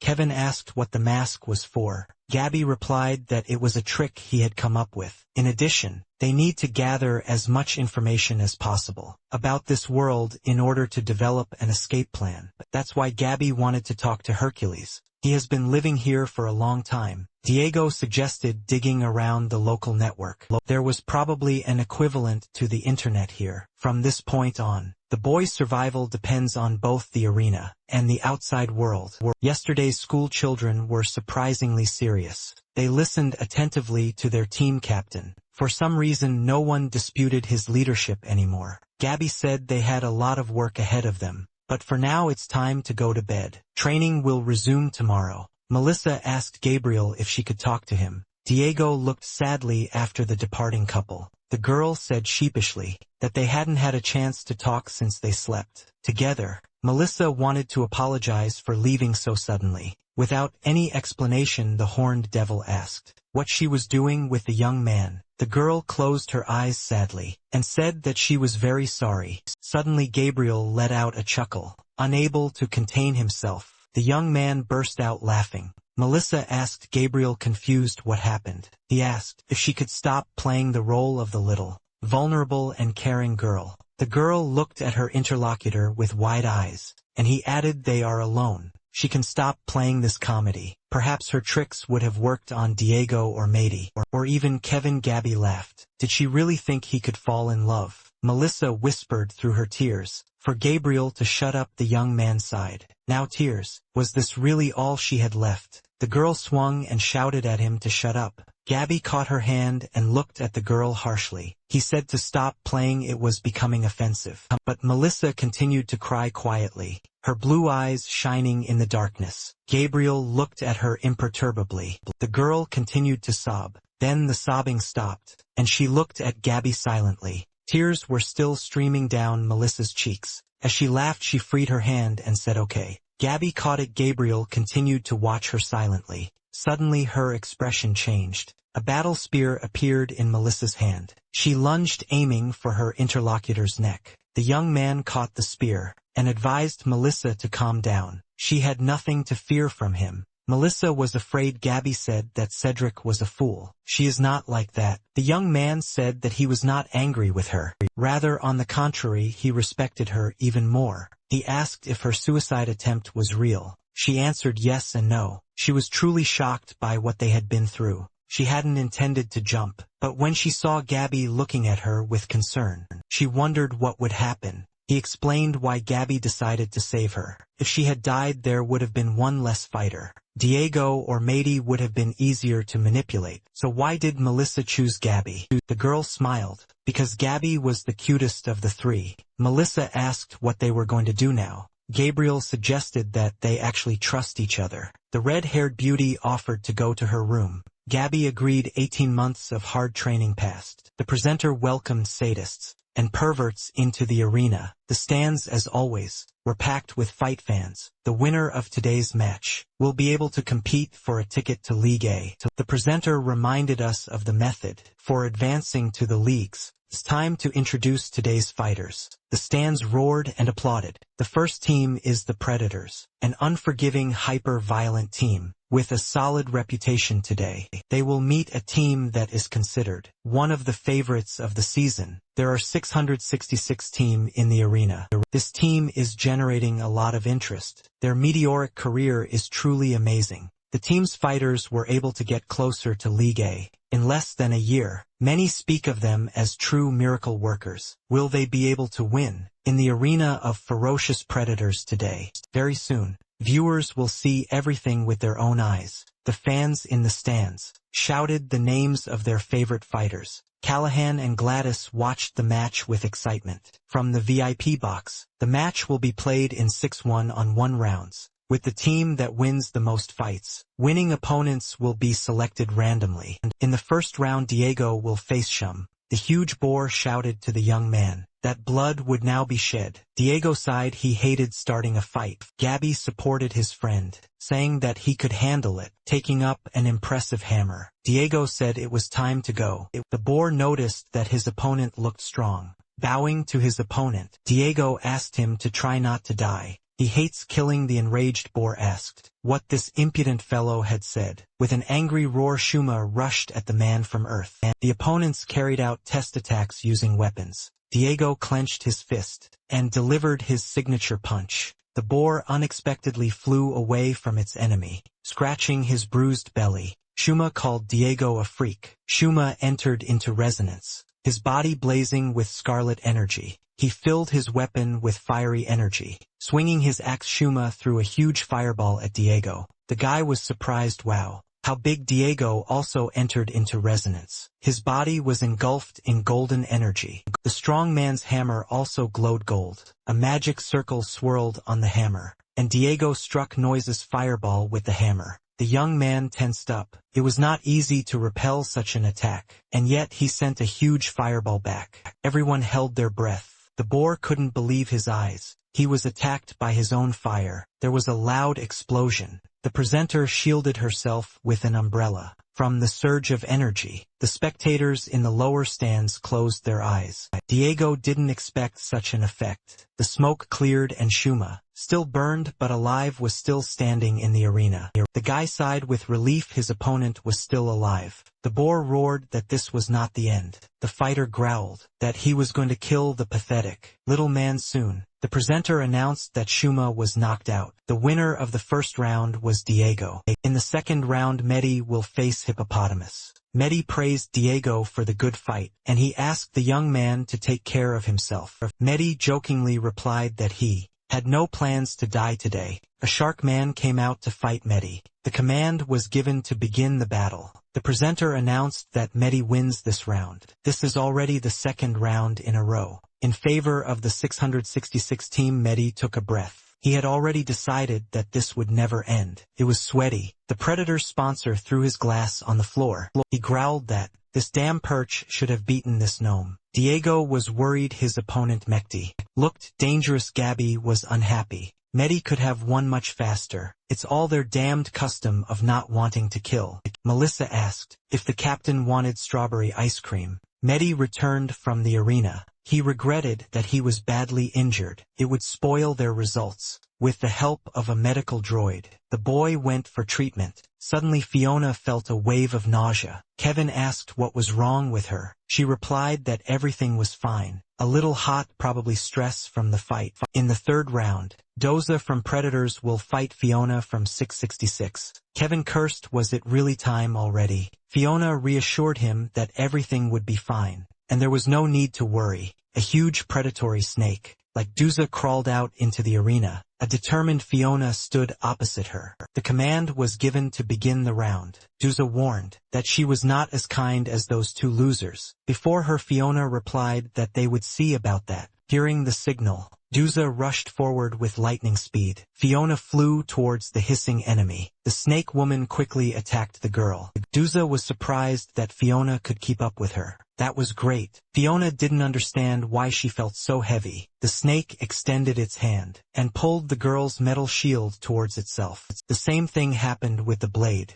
Fiona felt she couldn't escape Deuce's clutches. The snake smiled predatorily, saying that she had caught it. The girl couldn't understand why she couldn't move, and then Doza's sharp tail flashed behind Fiona. The girl felt that she was wounded. Fiona gathered her strength and threw Doza away from her. With an explosive scream she laughed, a great trick taking off. The snake attacked the girl again. Fiona fought back successfully, but felt a constant weight. She generated another explosion, throwing the enemy back. Kevin yelled at his friend to keep up the good work. Callahan watched the fight silently. Melissa asked Gabby if he saw it. Fiona was already at her limit. Something was wrong indeed. The girl was already trembling. Doza said that the warm-up was over. The snake entered into resonance and said, "Let's begin a serious fight." Fiona shielded herself from the raging streams of energy. A green tornado swirled around the snake. Doza turned into a giant, deadly whirlwind and rushed at Fiona. The girl managed to jump back and dodge the attack. She didn't understand what was in front of her and how to deal with it. Fiona hid behind the shield and frantically thought about what to do. She hit the whirlwind with an explosion. Doza was surprised that the girl was able to survive. But this was only the beginning. Fiona cursed if this went on. She would die and she needed to endure it. She created a protective sphere around herself. Doza's huge green tornado hit Fiona. Kevin and Mehdi called out to the girl with concern. Fiona held on with all her might. The attack was very powerful. Doza hit the protective sphere, trying to destroy it soon. Fiona felt cuts on different parts of her body. This meant one thing: her defense had failed. Doza got tired and stopped her deadly rotation. Exhausted, Fiona fell into the arena. The snake exclaimed, "Very impressive." But Fiona was already at her limit, and was unlikely to survive the next attack. Gritting her teeth, the girl stood up and asked Doza, "This long-tailed bitch is always so confident." The snake was stunned by what the little one had just said. Raising her blade, Fiona said that this was not the end. Doza shouted that she would gouge out the eyes of this slut. Fiona has almost no strength left. She will have to rely on one blow. This bastard will attack straight at her. She has to hit, and if it doesn't work out, at least she'll leave gracefully. The girl entered into a bright resonance. Blue energy flowed around her. She shouted at Doza to attack.